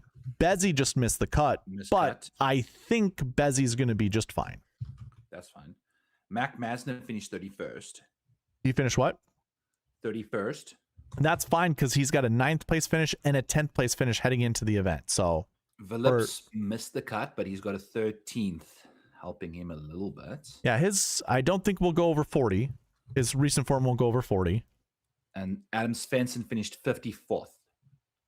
Ooh, how does that stack I think up? that's fine enough not to get him past 40, given the fact that got a 26th and a 45th. So what was this? What did you just finish? 54th. Plus 45, plus 26. He's just over. Oh, just outside. Just over. But I just don't trust Adam Smith. I mean, use this as your own motivation to play him. I just don't trust him this week. So this list goes down to 7 golfers. 7. 8, because there's 4 not playing and 4 playing, from what I count, yeah. Well, so not to 1, 2, 3, 4, 5, 6, 7, 8. We're kicking out Svensson. So it's just the 7 above. Yeah. Okay. Sorry. Yes. Good point. Keegan, Gary, Brian, and Bud. Now, if I recall correctly, 2 or 3 years ago, Brian Harmon was the most owned option that missed the cut at this event. Okay. which was interesting to note. If we go course history, I'm assuming we can find that here right now. If you click on the course history tab on sweetspotdfs.com, and you see Brian Harmon over there, and it was 2022 that was the year where it was obvious to play him because he'd won it, or is that a team place finish? But either way, the lead up to that 85th place finish, miscut, was 7th, 14th, 31st, 23rd, and 8th, with a 10th place in the mix as well prior to that. You were talking about recent form? Yeah, just lots of good course history for Brian Harmon at this golf course. And then he missed the cut. And if we go recent form for Harmon coming into 2022, is there a way to find that? Yeah, go to lead and stats 2022. There we go. We'll get rid of this. And he was a high price golfer or no? Yeah, he's probably 80 something. 78. Up smidgen. Oh, right here. And there we are. So, I mean, he'd played okay coming into it. You know, nothing crazy, but he had that 9th place finish and still missed the cut. So he was just out of that 40th recent form. By smidgen, yeah. So okay. So what are we thinking? Is there it's a mixture. You need some good understanding on this golf course and some good form coming in. I'd imagine there's some sort of a course. I feel like there's some sort of a course fit prerogative as well, because there's the guys that are finishing inside the top 10 that didn't necessarily have the greatest recent form, given the Byron Nelson and a PGA Championship could probably be two events that are not necessarily predicative of success at Charles Schwab Colonial Country Club, because they're longer iron bomber events, whereas Charles Schwab's more of like a Lucas Glover, a Bezzy, a Russell Henley, these kind of names you're seeing on your screen. Hideki Matsuyama and Russell Henley are just outside of the 40. Pearson Coody, what did he finish? He finished top 20, right? Yeah. So Pearson Coody's, yeah, he's gonna be inside. So Pearson Coody's gonna be a golfer you could actually play. This is the other thing we got to remember to do about this, since I don't have this updated with results. His recent, we got to look past a little bit further back of recent form, or a little bit larger than recent form, for these top 20 guys that will actually bring their recent form inside the range we're looking at. So, yeah, Pearson Coody's going to be in there. What's that? Kupka will bring that in there. Coody will bring that in there. Mm-hmm. Obviously. Masna. Oh, yeah, Brooks will be involved. Oh, my God. This is a Brooks tournament for sure. Again, another Brooks. You know, like the thing with Brooks is I bet him top 20 last week, and I'm very happy about that. Yep. I think you just bet Brooksy top 20. If also, you're not cheersing enough, Darbo. I'm sorry. Cheers. Brooks has had one top 10 at the Players, I believe. T9. That's it. He just doesn't putt well enough for long enough to do good enough. Hold on. I need to somehow bring you back to what you said earlier. You're trying to project better, or you're trying to get more into projecting. Mm-hmm. If we are seeing things with Brooks right now, trends that follow what we want, what we need, this is a perfect reason to get onto Brooks. Instead of saying he's a bad putter or, whatever, this is actually one of those trends that work out. Like, what a good reason to play Brooks now. Is he going to be too owned? Is his odds going to be too short? Like, what all those things have to go into account too. But hot damn, dude, that the elite grouping, we found winners. I don't know how is that the 2/3 rule? Did we find winners 66% of the time when we went through the elite grouping? You know what? We're going back. We're looking at it. You're giving me those eyes. Let's see, because I'm gonna have to find the winner. Yeah, we might pick a winner we're going to have to get to the odds board, shortly as well. Once this gets done, we'll go to the odds board and kind of predict pricing, which can predict ownership organically. 2025, no winner. So we're at 0-1. 2024, no winner, 0-2. 2023, 1-3. 2022, 1-4. 2021, 1-5. 2019, 1-6. All right. Okay. So these are optimal lineups, not winners of the tournament. Okay. So 2015, 2016, 2017, we had 3 winners in a row. So it's like 1-1, 1-2, 1-3. I'm sorry, not 1-3. That's 3-3. What's that, bud? You think about those winners, Darbo. Go to 2017. Kisner. Okay, Spieth. Well, Spieth wasn't the longest hitter in the world in 2016 either. No.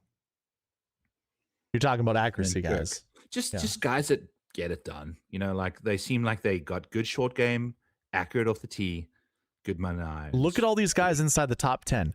Kirk, Spieth, George Old Balls McNeil, Ben Martin, Jerry Old Balls Kelly, Charlie, oh, my back hurts, Hoffman.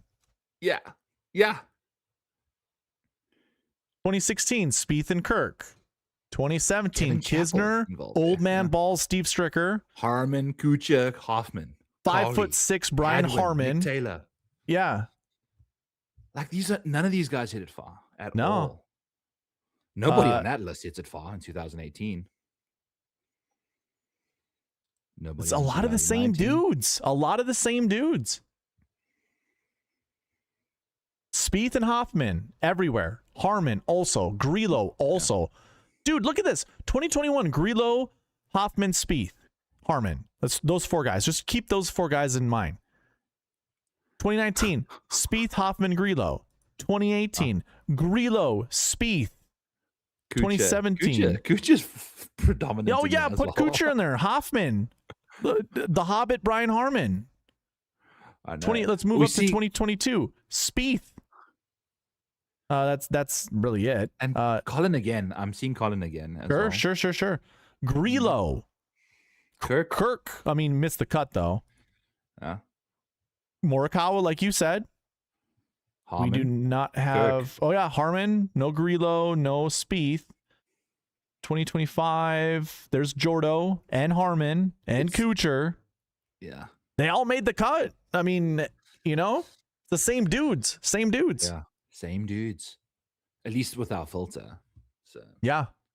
So okay, this list is pretty large because I opened up the recent form to try to determine if some of these guys would be actually in. Did Chris Ventura do anything at the?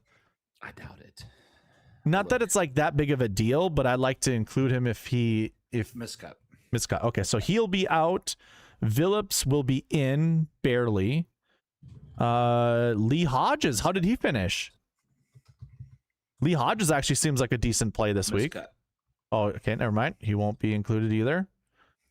Okay, Tom Kim didn't play good enough. Sneds is not going to be included because his course history is bad, so we're not including that. I just included this for whatever reason. Koepka will be included. Sorry. What's up, buddy? I'm getting distracted. My bad. Sorry, keep going. Koepka will be included. Meisner will be included. Glover will not be included. Bezzy will be included even with a miscut. Putnam will not be. Bud Cauley will be included. Pearson Cootie will be included. Harman, Woodland, Keegan. Okay, is it just a Harman week then? His name is the one we see all the time. He's a core piece to what you need this week, I'd imagine. He's not going to be the game changer for you, obviously. Okay. But I think he's a core piece for sure. It is worth noting Matsuyama is just outside by half of a point, and so too is Russell Henley.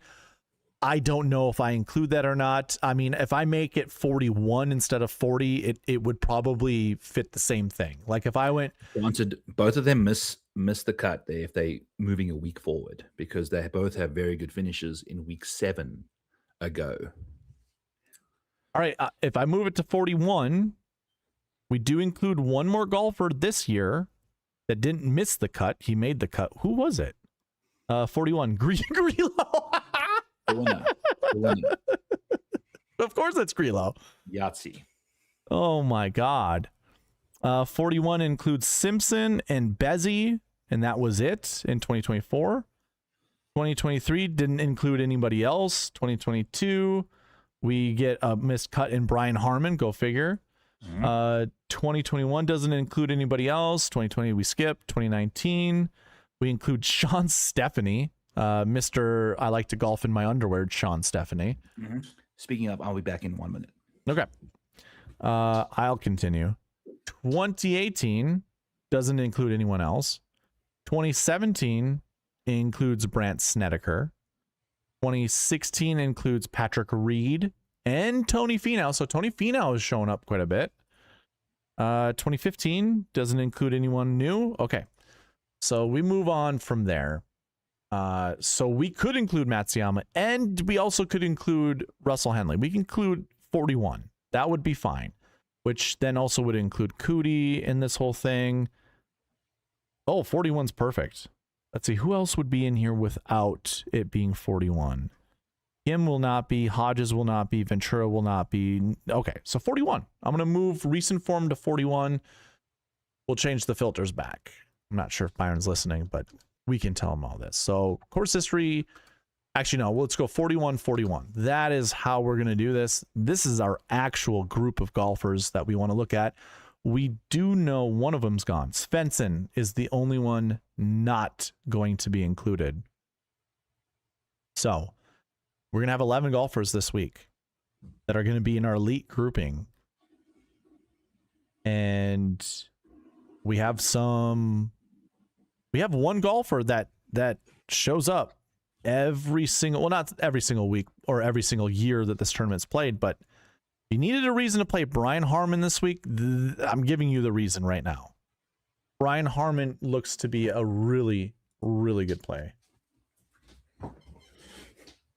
Oh, Logan's in my chat. Is Logan in your chat too? I put the chat off for a while. Yes, he's in. Sia is in. Sia's in there too. Nice. Joanne having some bad thunderstorms in Florida. Logan in the chat. Thanks for gentlemen for this week. It could have been bigger, but it was largely profitable. Good for you. Let's go. That's all you can wish for. Brooks WD'd. Yahtzee there. Ah, bummer. And Sandman surprised that Scheffler is not in the field. But there's just too many Texas tournaments in a row. What if we take a look at the schedule for Scotty? He does not like to play the week before a major. Well, I think this would have been a ton of weeks in a row, wouldn't it have? Yeah, it would be a lot.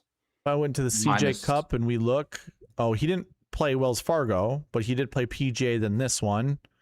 And then he's playing a lot of Texas events. So if he didn't play, or if he played this upcoming week, so he'd go PGA, Byron Nelson, this week Charles Schwab, next week Memorial. Then is it the U.S. Open after, or what's the next tournament it's after? RBC Canadian, and then he won't be there. Which he won't play the RBC. He'll play the Open, obviously. Yeah. But it's a lot of golf. I gotta say, I do have to admit, I agree with it's interesting. I'm surprised too now thinking about it. Scheffler only needs a week off. He doesn't need to have this week off as well. It's just a lot of golf, man. Unless he just wants to, because I think Charles Schwab is 7,200 yards. Isn't that the golf course? Like, it's not that long. Yeah. 7,289. I mean, we see a lot of short ball hitters, tend to play well here. So maybe he's perfect fit for Scotty, really, given how good he drives the ball. Yeah. You gotta drive it well around you. Yeah. Yeah. No, I think it would be a good fit for him, but I wonder if he's just trying, maybe he's going to New York. Maybe he's going to get a little practicing at Shinnecock. Yeah. I wouldn't be shocked. There's a lot of golf going on right now, and he's playing a lot of Texas events. The fact that we're not even mentioning Rory Mac, dude, sorry, I'm starting to get fantasy golf degenerates here, trying to manufacture an argument against Rory McIlroy being a person against the nature of the game, considering how little he's playing right. This guy's preaching that not growing the game, but granted. This is also what they're talking about when they're talking about scarcity, right? When they come to all of this stuff. So Rory's doing that, but whatever. Let's get back to what we're talking about here, people.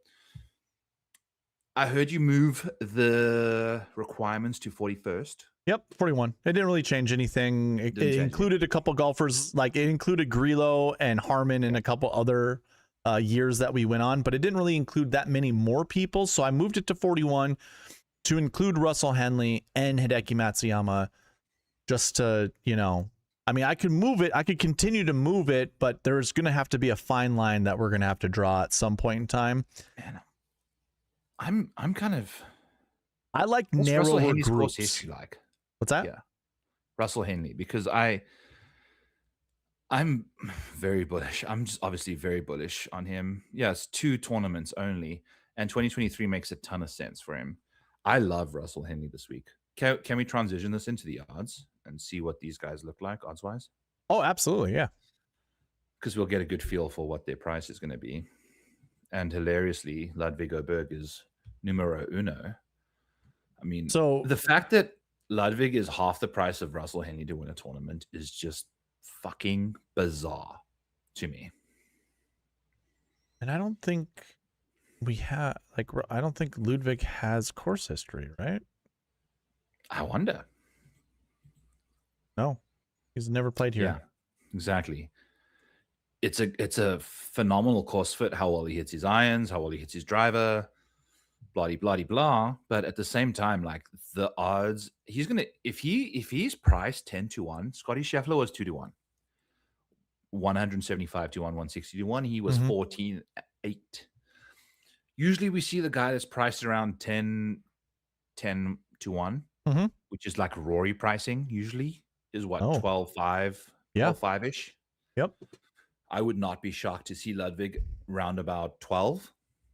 I would say it's got to be 12. If he's going to be those odds, I think 12 is correct. Yeah. I'd be surprised to see him anything north of 12-2. Yes. If he was over 12-2, yeah, I don't know. Yeah, I don't see the 12-2 would be ridiculous. 11-8 is what I expect him to be. There's obviously, you know, when Rory and Scotty in the same field and Rory's priced 10-1, Rory's name just gets him ramped a little higher. Sure. But I don't see Ludwig's name doing him that much legwork. No. I would be shocked. I wouldn't be shocked if he's 11-9 type situation, you know? Like, I think that's a good spot for him. 12K flat, 11-9-ish. Russell being like 10-5, 10-8 based off these odds. Although I think that's disgustingly disparaging. These two guys' skill sets. I think Russell, granted not playing the greatest lately, is a much better course fit for the Scott. I'm likely betting Russell Henley at 20-1 this week. I think that's fantastic. Yeah. You know, given how well, like if you think about the guys that have won, Kisner, Harmon, Grillo, you know, guys of that ilk. Henley is exactly these guys that kind of just finds the fairway, hits his irons in the middle of the green and makes his putts. Are you looking at what I'm doing? Yeah, exactly. I jumped to you because I want to see what you're doing for like recent, like who have the past winners of this tournament been, Darbo? Well, I'm going to use the bucket system here because that's where I wanted to see what the few stats that just show up inside the top 10 every single year. Top 20s from the year before. Every single year we've had at least one inside the top 10. 1, 2, 5. 88% inside the optimal lineup. 91% inside top 5s. Top 20s at least 2. So I wanted to see, I went down here because with this little page or this little part of the tool, we can look at the results. We can see the golfers, their price tags and whatever. So I just changed the finishing position to 10th.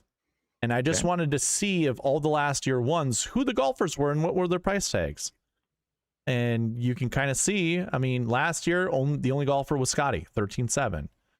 The year before that was Scotty and David Lipsky, who was a 5K golfer.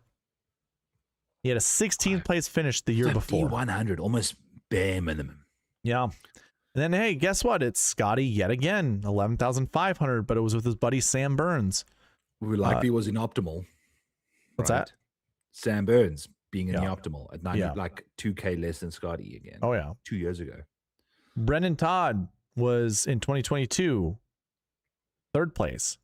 Now also 2022 4th place, and Jordo 2022 7th place. So 10-9-7. The year before that was Kokrak and Spieth. The year before that was just Jordan. It's a lot of the same dudes, and they're Texas boys. It's Scheffler and Spieth, pretty much. And then it's just like, what, 2019 was Pan, Putnam, Sabatini, Russell Knox. So we had 5 golfers there inside the top 10. Yeah. 2018 was Rombo and Kevin Tway. 2017 was Kisner, Spieth, and Simpson. So it feels like a lot of those are going to be the main dudes, you know, like it's Texas and wedges. Yeah. Like if you're from Texas or if you can do your wedge play well. Like I mean, Jesus, Jordan, Kisner, Kirk, Jordan, Lingmerth, Ryan, you knew Lingmerth was in there in 2014, right? You knew that, right?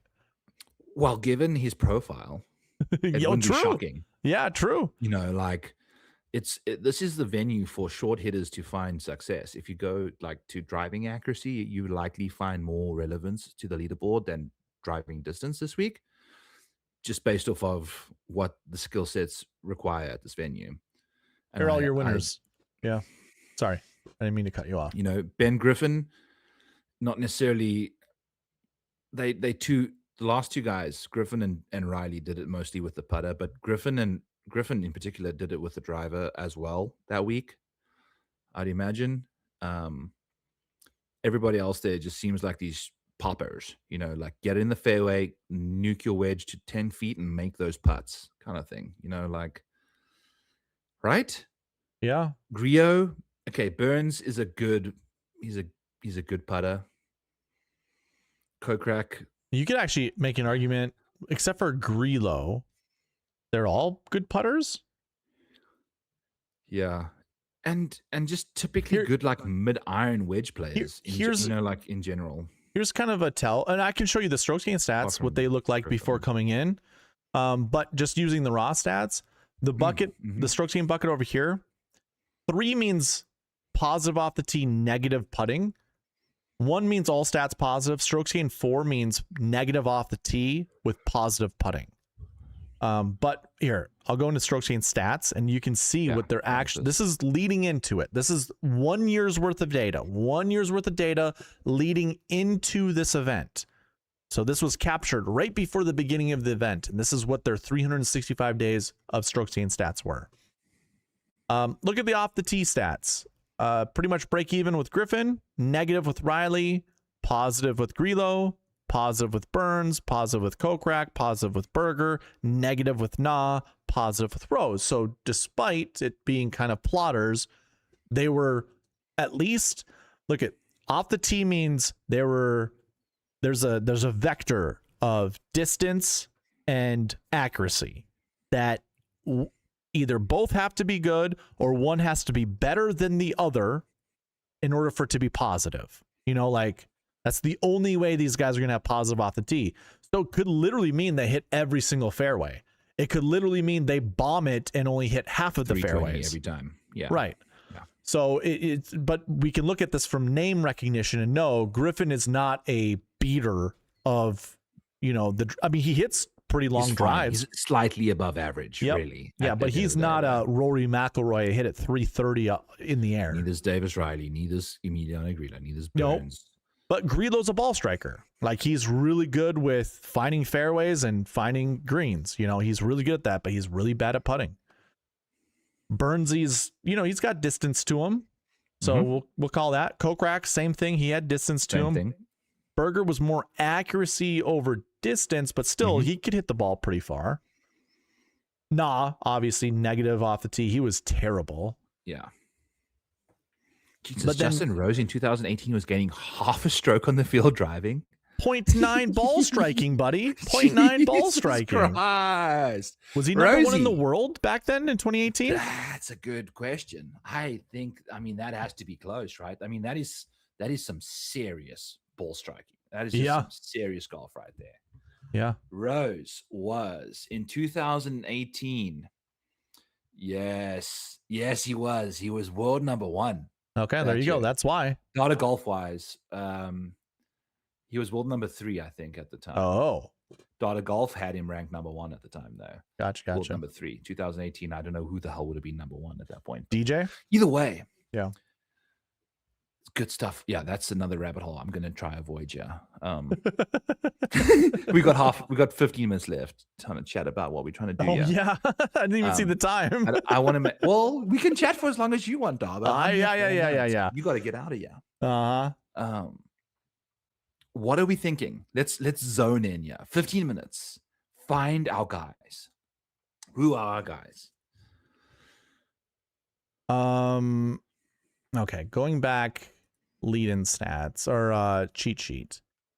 So no filters are applied. Well, do we want to apply the filters for the elite grouping, or like we can go back and some lead-in. Let's take a quick look at lead-in form. Stats wise, strokes gained wise versus the various elements of their game. Okay. Maybe we find a trend for that, because what I'm seeing here is guys that can find fairways and dial in the mid to wedge irons, inside 200 yards. I don't see too many of those bomb long iron guys thriving in these conditions right now.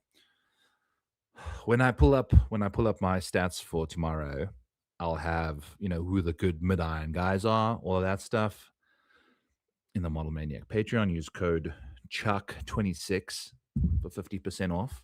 It'll be out there once you hear this. That's kind of what I'm thinking, Darbo, is these guys that are just in decent form that have a top 20 in. So I want you to have a top 20 in the last 7 weeks / 8 weeks. Yep. I want you to have relatively decent form at this venue. If you've played well here once or twice, I'm cool with that. I want you to be able to putt well on bent grass greens. I want you to be able to hit fairways. Overall, I'm not necessarily looking for you to overpower this golf course with distance. I'm looking for you to just be able to really dial it in and make sure you give you good opportunities on approach. All right. And Here, we're let's seeing do a it this lot way. of that, yeah. Let's do it this way. Look at this. Gee whiz, because Aldrich, my buddy. We're looking at the top 10 lead-in stats. What do you see when it comes to off the tee and approach heading into this event? This is looking at the last 365 days, like we were just doing with the bucket system. I see only 2 guys with negative stats. Do I want to hurt your feelings more and say that I see 0 guys with negative putting stats? Oh my God. Yeah. Oh my God. Yeah. That's crazy. I didn't think about that. All right, let's go through the years and we can look at last 7 weeks. You tell me if you want, whatever you want. Okay. I like the last year. It's just a little bit more predictive. Yeah, I agree. But there might be relevance to the last 7. We never know. Yeah. 2024. Oh, we got way more negative off the tee guys here. Outside of Scotty and Colin, everybody's kind of, And also 2 very bad putters with everyone else being like relatively fine putting wise. Yeah, this is kind of a helter-skelter. This was the first week after the renovation, which the first week after the renovation. So total mystery pot type situation. Yeah, we'll go back to 2025 again. Okay. I mean, just in general, 2025 was the year of just having your shit together. Yeah. At Colonial, just across the board kind of thing, really. And your name's Aldrich, who went back to Australia or South Africa and redid his entire bag. And then he went and won the Rocket a couple of weeks later after. Oh, this, yeah. Yeah. On bent grass greens, by the way, which are the same surfaces as this week, right? It's bent this week. So let me double check. Yes. Bermuda? Yeah, nope, bent. Greens right here. Tees, greens. Yeah, perfect. So bent, which we've had now at Byron. We've had it at PGA Championship. We've had it the week before was another Wells Texas Fargo event. Well, I'm sorry, Truist, which was bent. At Bent Wells Fargo Championship. Whale Hollow. Yeah. Week before that was at the Doral, which was Bermuda in Florida, right?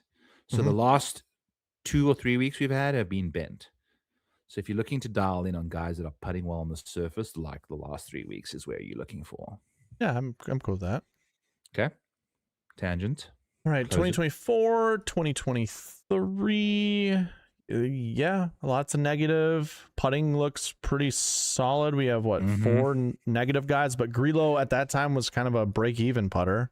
Yeah, and Streelman makes a lot of sense for him to putt well too. You know, like I'm not shocked that he would have putted well here. Yeah. Scheffler with the worst putting. I guess never mind. Kevin Streelman had the worst putting. Yeah. But his ball striking was positive. Did I ever tell you that Kevin Streelman's brother bought me a beer as a pasta when I saw Kevin Streelman make an ace in front of both of us at the John Deere Classic? Well, I think I heard the story. I don't know if you told me, but I'm probably going to tell the story soon on Fantasy Golf Degenerates because it was awesome. You know, having a pasta buy you a beer is like one of the best things in the world. Agreed. So, 2022. Putting. Look at that, dude. Jesus Christ. And just even ball striking. Like Patrick Reed's the only guy that had negative. Todd was not great either. I think it's wide open. This is like wide open, Darbo. It's like there's not necessarily a bucket we're looking for here. You're trying to isolate guys into skill categories maybe this week. Where you're looking for good putters, you're looking for good accuracy guys, which are typically good putters, and then you're just looking for guys that can ball strike the piss out of it and potentially find some luck on and around the greens. Yeah, I'm thinking about putting a summary box up here, or a couple of them showing us stroke gain stats, like average stats, maybe even average recent form, or min max average, something to that effect. You know, that we can. I wouldn't. Yeah. I think min position would be a great one. You know, like what is your best position coming into the week? Like we've looked for, where we're looking for like guys with like spike performances in the week before that. We are also looking for. I'd love for you to add accuracy and driving distance, which I know Data Golf provides you. So just add those columns to this stuff at some point. Okay. Because that's relevant, in my opinion, for some courses. Right. Yes. And then whatever else you want to do. But from the general looking at this stuff, it just seems like distance isn't that big of a deal. Like I'm cool with you just being a good golfer. Sure. Yeah, I'll look into that because tomorrow I have the day off, so I should be able to work on this a little bit if I'm not out golfing. You know, do your thing, buddy. I'm just sending out ideas. No, I like it. No, this right here, like all these buttons. My plan was to continue having more buttons go across that you can, you know, like miscellaneous stats or even like golfer information. You know, where it was like, where are they from? How old are they? You know, you can have just. But it's fun information to have, you know? Right. If you flip those SGB, CHB, RFB, LOYB, like vertically, you could make those columns smaller and just throw in a couple accuracies and distances. And then you just got the exact same template going. True. I could also put green and reg and, you know, all that other good stuff too. Good shots, poor shots, you know, whatever. Good shot, poor shots, all that stuff. Relevant, who knows when. 2019... pretty negative off the tee guys and positive approach, positive putting. Yeah. It's just chip and putt. Oh my God. Yeah. More putting. 2018 is where strokes gain stats cut off, but it's like putters. This is I think what I'm going to do is I'm actually going to put a summary box of average strokes gain off the tee approach around the green putting just to show, because when we filter down by top 10s like this, we can really see, you know, where that threshold is with each of those golfers, and then also show what is the worst, what's the best, and then, you know, compare it to the whole field, condense into the top 10. Maybe even when we do our elite groupings, we'll even see more information when it comes to that, like how good of ball strikers or putters or whatever they are, you know, compared to the rest of the top 10s or whatever. Like, we'll figure. We'll find better ways to narrow down our player pools. But every single year, like I said, there's a top 20 inside the last year column, and it looks like, oh my God, last week, what's this? Last week, top 20, 2023, Scotty, the only guy, and then Burns. 2022, bunch of top 20s the week before, the week or the year before. Here we got top 20s. We have top 20s in 2021.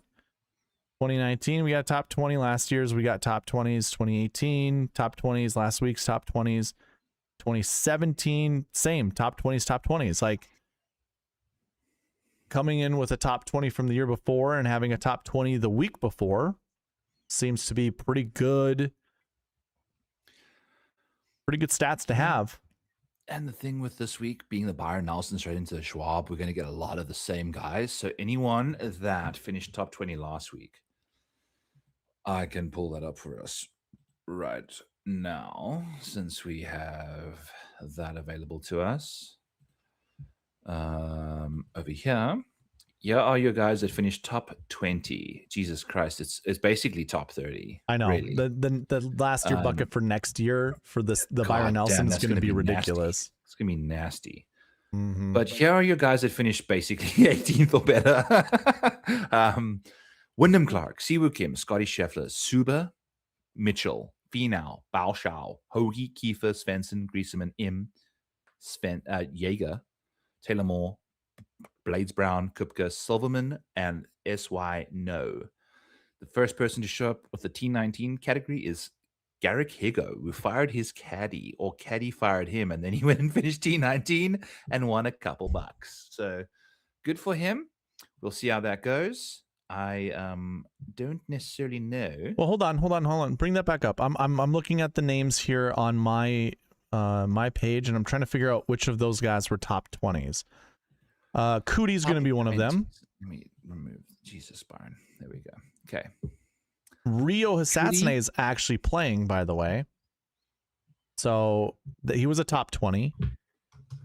The Grease T19. Trap was a top 20. Rasmus T9. missed the cut. No, Rasmus made the cut, but he didn't. That was not a top 20. 62nd, and Rasmus Njergaard Peterson also finished T19. Okay. For what it's worth, since I'm typing in Rasmus. Thorbjornsson, what did he finish? MC. Okay. Jordan 59th. Smith. We spoke about him versus Jaeger. Yikes. Sungjae? 9th. Lost. Wyndham Clark is probably going to withdraw, most likely. Very much so. Yep. P-Raj. 47th. Kiefer was top 20, right? 9th? T9. Okay. How Tom missed the cut? Or what? Missed the cut. Yep. 3-putt on the last hole to miss the cut. Max McGravy? From 20 feet. McGreevy missed the cut. Harry made the cut, but what did he finish? 47th. Oh, geez. Bezzy missed the cut. Rico Hoey? 19th, top 20. All right, we got another top 20. Jaeger, top 20. Higo, top 20. Kirko? T31. Okay. Don't really care. I mean, Sadier didn't finish top 20, did he? T40. Danny Brown? 47th. Blanchet? That was not good. I bet a top 20 on him. He missed the cut. Mac Meisner finished top 20, right? T31. That was a 31? Buddy, it's one shot between 19th and 31st. Yeah, I know. I just a lot of money between one. He was like 5th place for a while. I know. Cheers to him missing out $1 million. Also, I want to just shout out AJ Loves Music. I missed your original comment that showed up here shortly after. I know that once we started drinking on the show, your comments slowed down a little bit. We appreciate what you've gone through and all that stuff. Sorry for having some drinks on the show. We're just having a good time. We love you a lot, and we appreciate everything that you've been through, my friend. Stay strong. The original words that I said, if you're not allowed, put that bad boy down. That was to you and others that were, going through all of this stuff. Right. Apologies for that quick little interruption there. I just noticed that, you're usually a very active part of the show, and I've noticed, since we began this, it kind of slowed down a little bit. So I just wanted to put that out there. We appreciate everybody tuning in. There you go, Byron. This was a weird show. We had a fun Memorial Day. We brought it out to you guys anyway. Byron, so. I might be getting someone flaking on me here. I'm waiting for a message to come through. Ooh. Which is fine. She had a very busy day, so I might be available for a little bit longer. Well, sir. I'm out of beers and tweets, but I'm down to go grab one or two, and then we can continue our fantastic conversation we're having. Yeah. And I'm down to go for as long as you need to go, I'm happy for that. Where are we going to go? We haven't really gone down the odds board that much, have we? No, we have not. So we've got some time. Okay. Give me this. I'm about done with this one. So I'm going to go get one more, two more, and then we can go to Oh my God. My date is violently ill right now. She's in urgent care. So sounds like you sticking. I'm sticking around. Yeah, I'm sticking. That's not to laugh at, but it's funny how you said it. Yeah. We were laughing at so many things that happened to us on Ragbri on the bicycle that were horrible when they happened at the time, that are just hilarious looking back on it. You know, like that's just one of these moments, I'd imagine. Thoughts and prayers to your missus there, your miss, and hopefully she gets unviolently ill. But, you know, there's no better place to be than urgent care when you are in that situation, Darbo. Oh, I agree. I'll transition us over to the odds board here, since we really got stuck at Russell Henley dijected us here quickly. But I'm going to go get a couple more drinks quickly. Do you want me to riff here? Or yeah, feel free to chat about anyone on your screen. Hold on. Just wait. No. We will be right back, everybody. I'm gonna go get a beer too. Or two. I don't know if I've got one or two, but it'll be okay. You go get your beer. We're not gonna lose anybody. If we tell people we will be right back, we are not losing leaving people. This camera together, Darbo. We need to keep. Okay, you know how I am about dead air, so I'm gonna keep speaking until the case be solved. Darbo will be back. Don't worry about it, people. I want to chat to you about Russell Henley. And also, we can also take a quick look at the Model Maniac betting trends over the last little while at this venue. I've kind of lost track of this tool for the last little while, but it still applies to the Charles Schwab. And we can see who's had what kind of odds at this venue and who's thrived the most. The best bets have been, we'll get rid of the made cuts because those are kind of goofy, in my opinion. We can do wins, top 5s, top 10s, top 20s. Oh, baby. You keep, Darbo, you can have control of this. I'll be I got it. I got you. I don't know what the hell he was talking about. Let's see here. Ooh. Can we get into some pass optimal and GPP winning lineups? Go over that really quickly. So at the Chucky Schwab, 10,98776, baby. I think that's what we're gonna have this week too. And then what is this? 10,87666. That's all pretty much last year with Scotty being $13,000. So 2023 Carl's well, that's a $47,200 lineup. Never mind. We do not care about that lineup. Do not care about that. So it's 10,98776. What's this one? 10,9. Ooh. 10,9, 2 7s and 2 6s. 11,5, 12,000, 11,8. Hold on. I'm very curious. What are we seeing at the Charles Schwab? I want to see who the most expensive golfer is in the GPP winning lineups. By the way, you can get all this at sweetspotdfs.com. Highest price golfer. Go $10,000. Nope, that's not working. Let's go up here. $10,000 right here. This one right here. 2025, 13.7 finished fourth. 2024, 13.3 finished second. Holland, 11,000 finished fourth. 2023, Scotty again. 10.4 and 11.2. Huh. GPP winning lineups, by the way, Byron. I was listening. 2021, 2022, 2023, 2024, 2025. So the last 5 years, our GPP winner had a golfer in their lineup over $10,000, which kind of, like, ooh, big deal, whatever. Chocolate. But of those 5 lineups, or not lineups, but 5 Let's see, 2025, 2020. Okay, I'm getting mixed up here with the 2024 Charles Schwab Challenge because there's 2 golfers there, but 1, 2, 3, 4, 5 of those 5 years, just one of them had a golfer cheaper than $11,000. So you know how we're talking about Ludwig, going to be really expensive?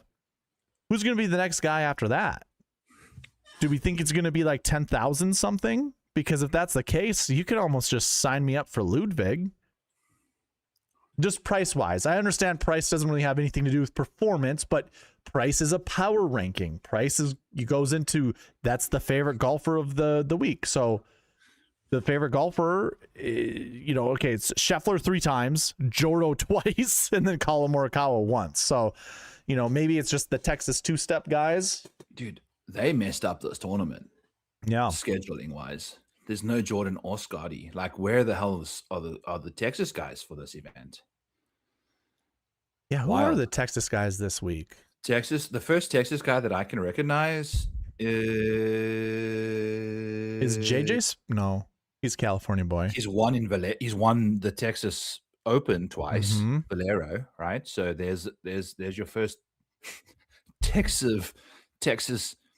We won't call it native. We call it a captive. Sam Stevens would be, right?